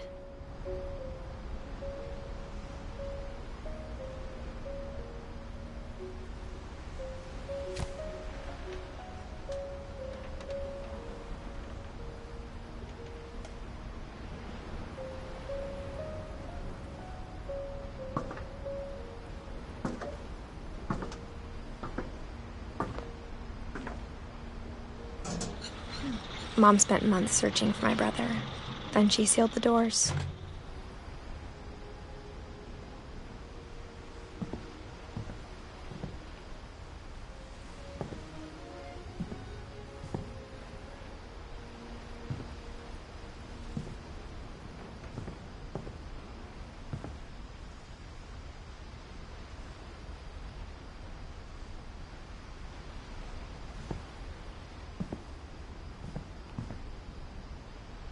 Whatever Milton had found in the house, Mom didn't want it getting out.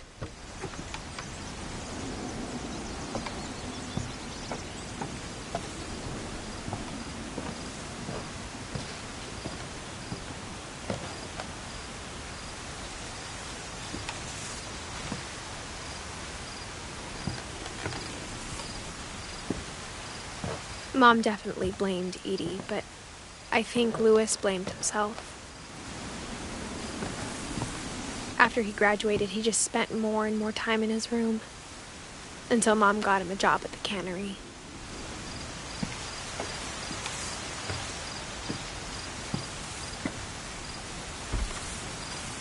Everyone always told me to stay out of Louis's room, except Louis.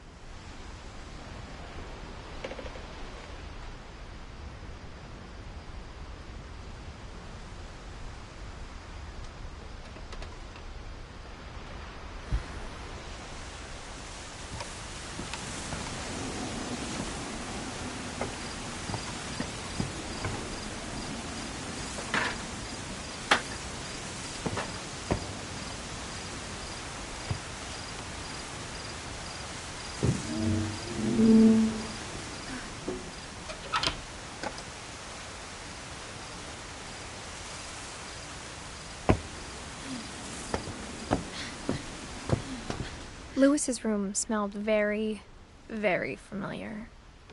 That part of him lived on.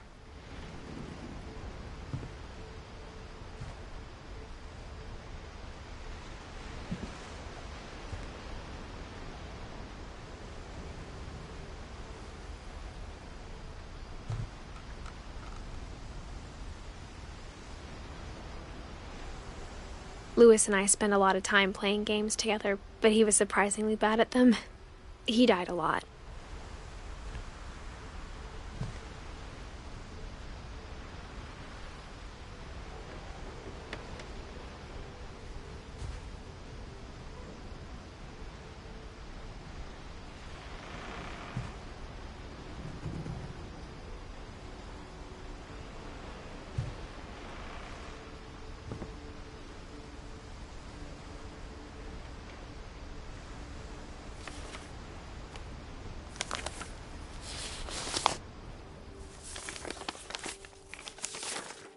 Dear Mrs. Finch, as Lewis's psychiatrist, I can understand your desire for an explanation.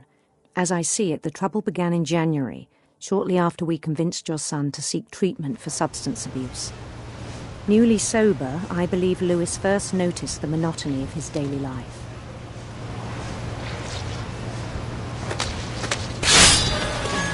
He kept working at the cannery. But he withdrew part of himself. In our sessions, I saw the same behavior.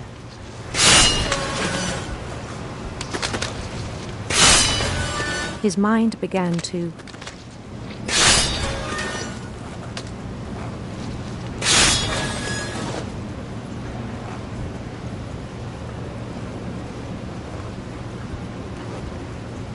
wander.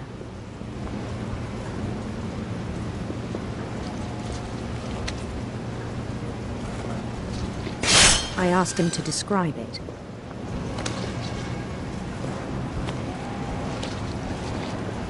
He said he started small,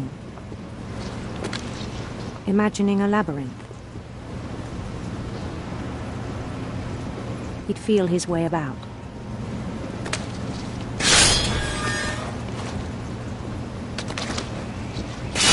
Then something moved. Bats. And toads.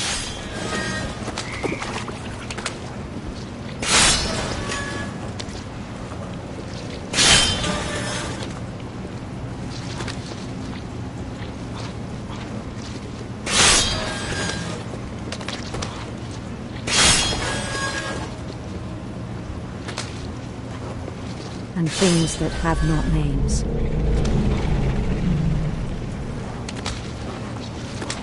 He knew it was all in his head.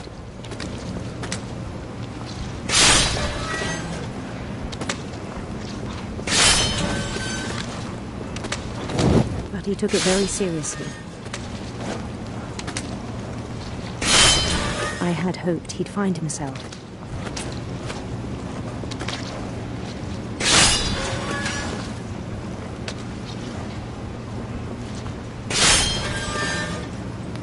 But he found something more. I worried about him then. Daydreaming at the cannery. I spoke with his boss. But he said Lewis had become a model employee. Methodical, tireless, focused. Like a whole new Lewis. So I let him go on.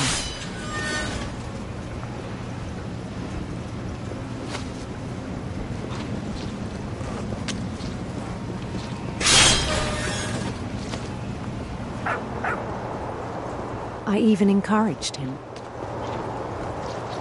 It seemed very promising at first. He told me he'd made a new friend.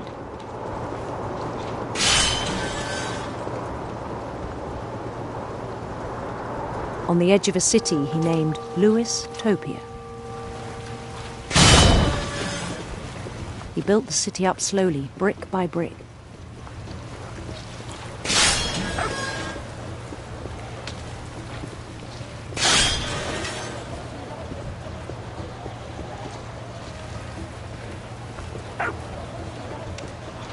Then he made musicians.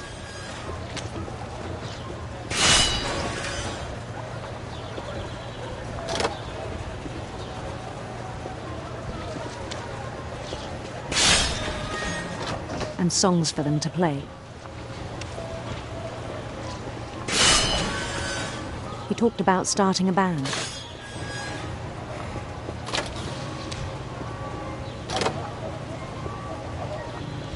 And he was always humming something. Every day his imagination grew stronger.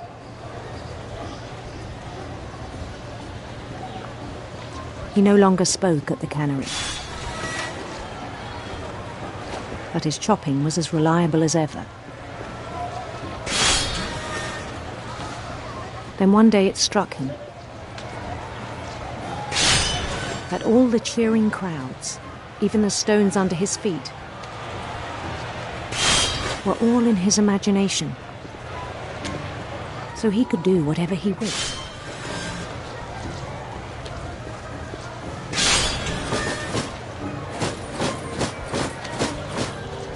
He held an election for mayor.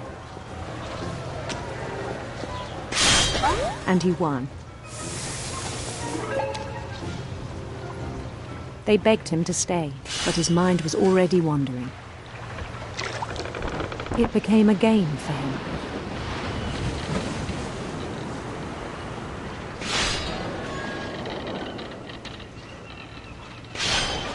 He'd conquer a city, then immediately push on. New Louisville.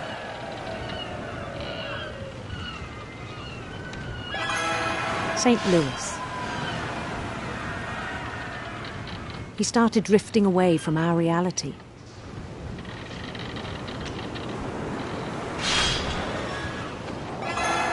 Minneapolis. Until one day he forgot to go home from the cannery. Even as his mother pleaded with him, part of Louis kept sailing on.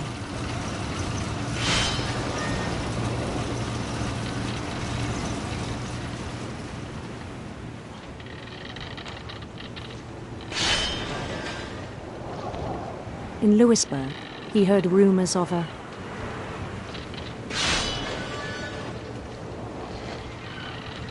handsome queen.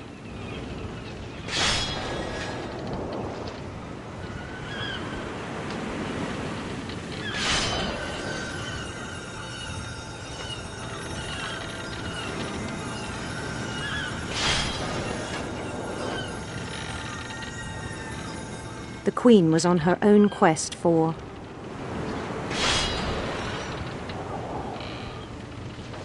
radiant rainbows.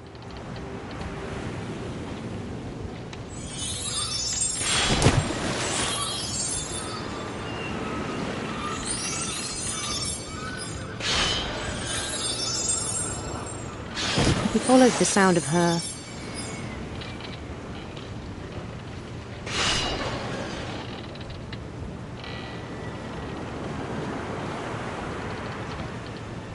silver harp.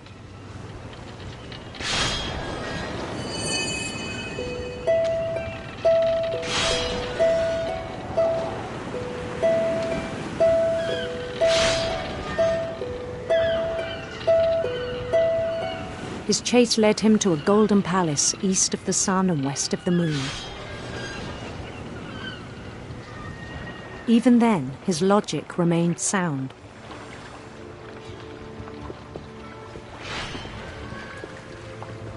He knew the world was all in his imagination.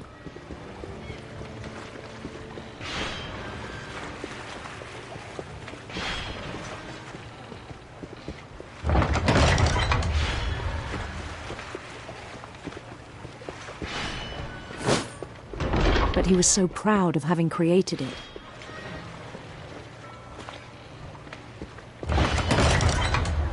In his own eyes, he'd become something greater than a king.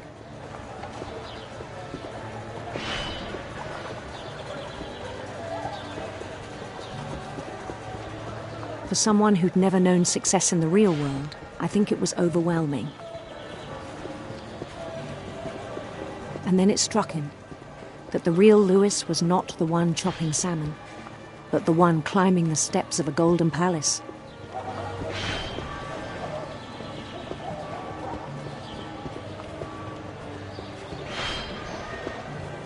My imagination is as real as my body, he told me. It was hard to argue with him.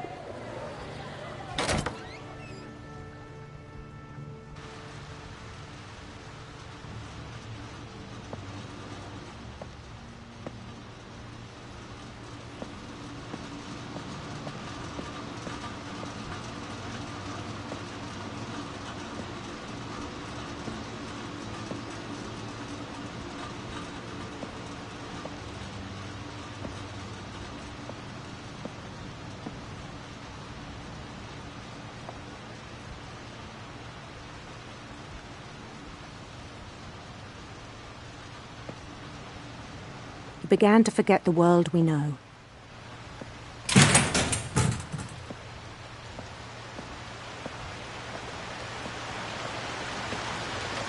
I think it pained him to remember Lewis, the cannery worker.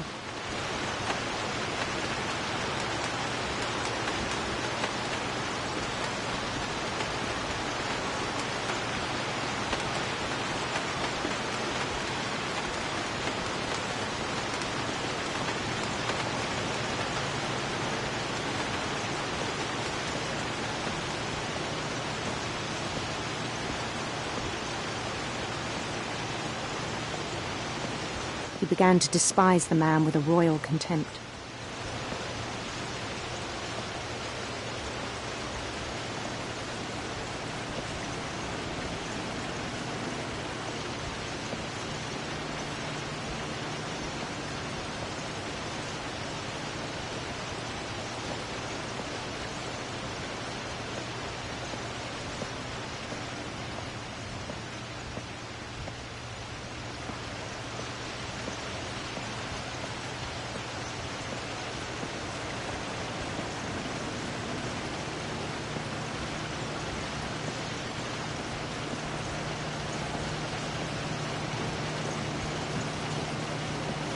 I still thought I could save him.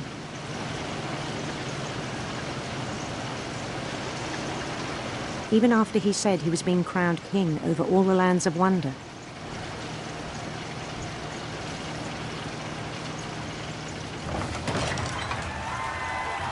The palace would be packed with his companions.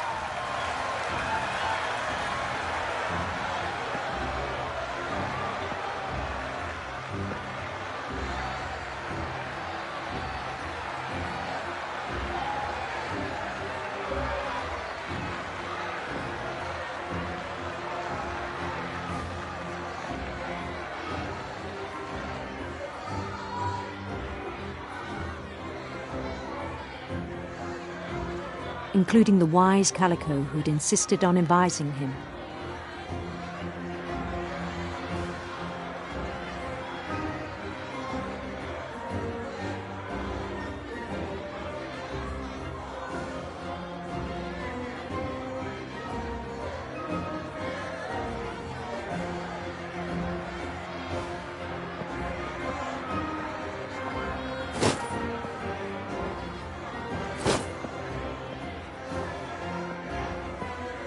His queen waited, holding his crown.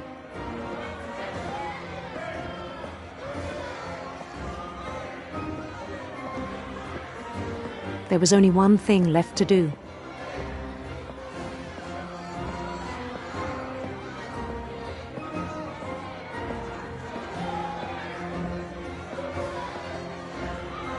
Bend down his head.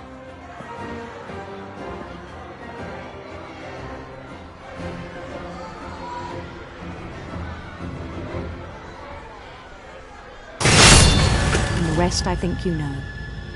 Mrs. Finch, your son was a kind man who will be missed by all of us who knew him.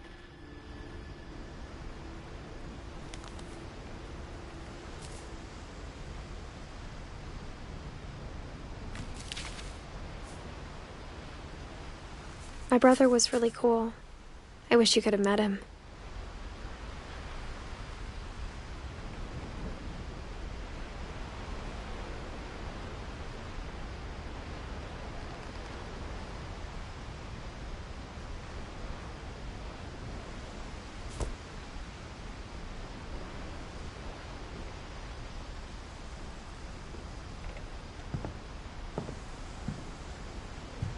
He was so proud of being Indian. I think for him, it was a way to be something other than just a Finch.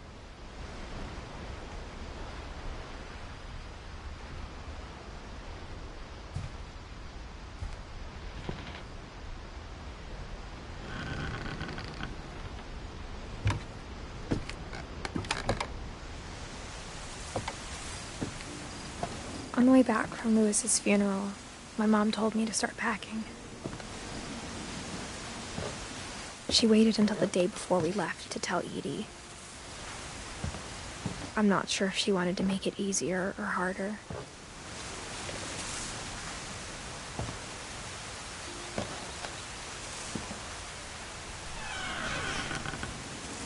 I wish we'd stayed.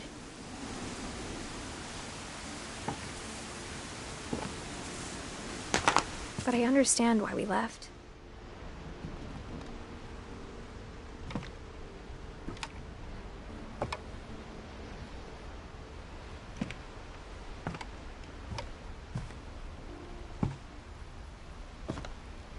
My mom ended up leaving everything behind.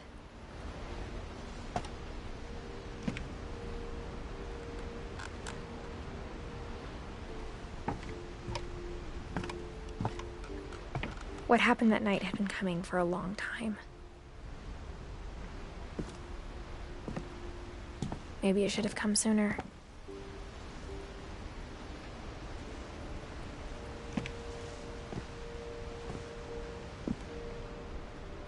But it had to end one way or another.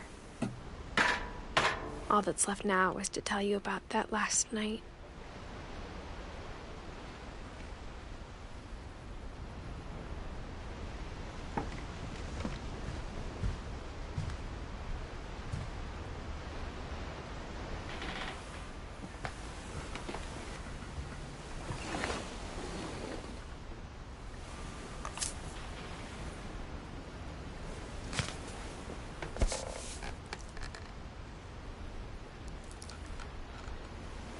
That whole last day, Edie just watched us pack and didn't say a word.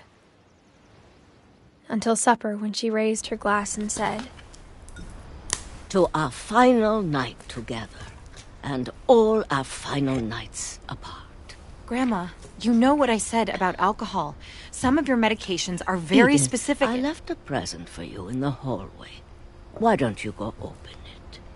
The grown-ups have to argue now. I'm sorry, you're right. We're all leaving tomorrow. Let's just enjoy our last... I'm not leaving. Edith, you're excused.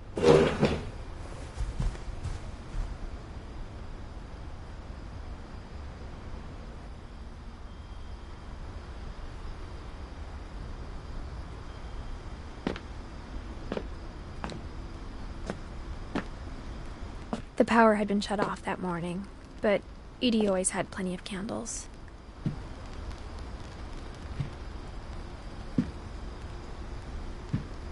When my mom sailed the library, I don't think she knew about the other entrance.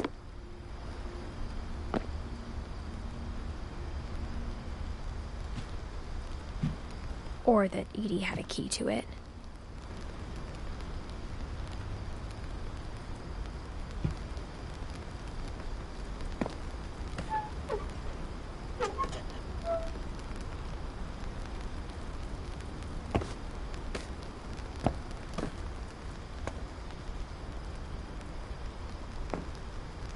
That thing you're afraid of isn't going to end when you leave the house. Edith has a right to know these stories. My children are dead because of your stories. I think it's best if Edith and I leave tonight.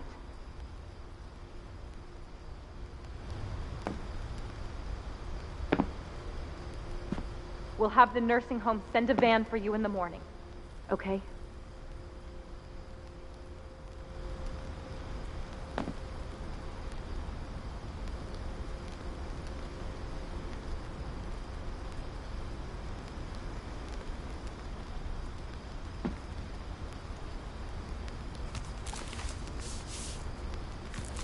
Dear Edith, There's so many stories I wish I could tell you, but there's only time for one.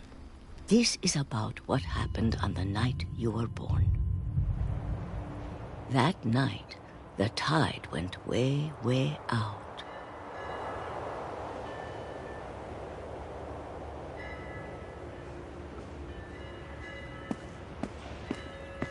It was the first and last time I ever saw the old house aground.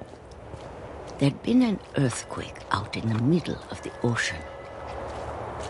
They called it the lowest tide in 1,000 years. God, it smelled awful. You know, I've seen that house every day of my life.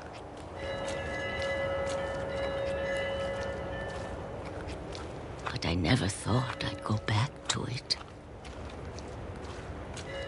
When the fog rolled in, I lost my way.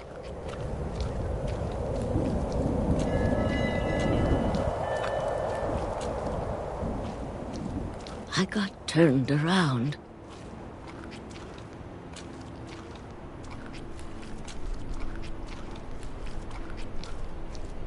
I started seeing things.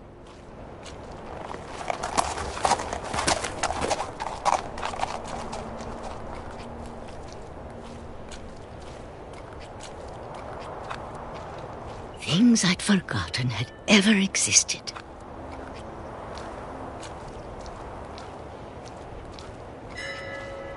But when I saw them, they felt like old friends. That night, a lot of things came back to me. Or maybe I came back to them.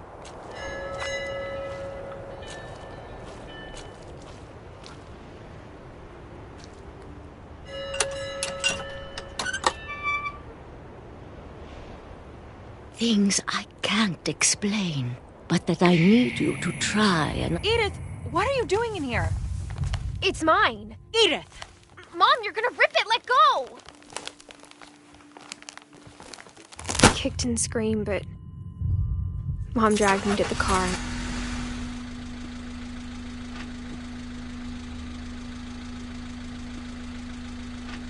I never saw Great-Grandma Edie again. The next morning, the band came to pick her up, but she was already gone. After that, we moved around a lot.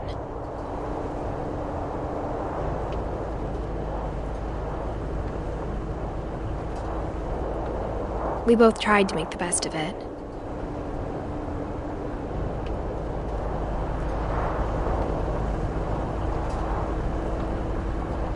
A few years went by.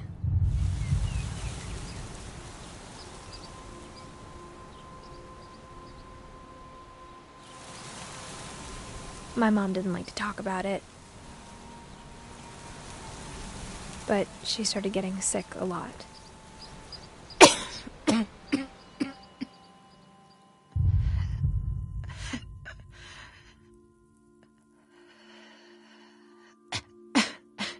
She got better for a while,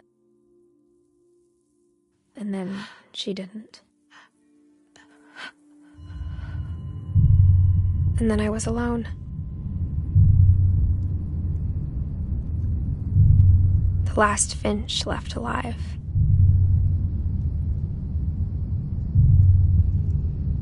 Until I found out about you. I'm still not sure what to tell you about all this.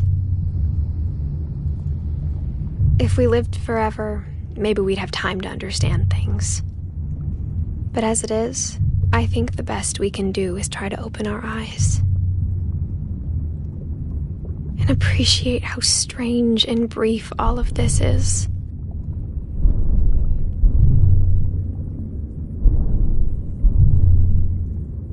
This journal was supposed to be for you. But now I hope you'll never see it. I just want to meet you and tell you all these stories myself. But I guess if you're reading this now, Things didn't work out that way.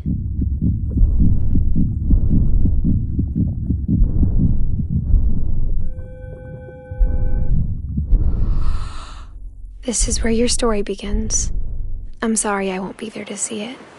It's a lot to ask, but I don't want you to be sad that I'm gone. I want you to be amazed that any of us ever had a chance to be here at all. Good luck.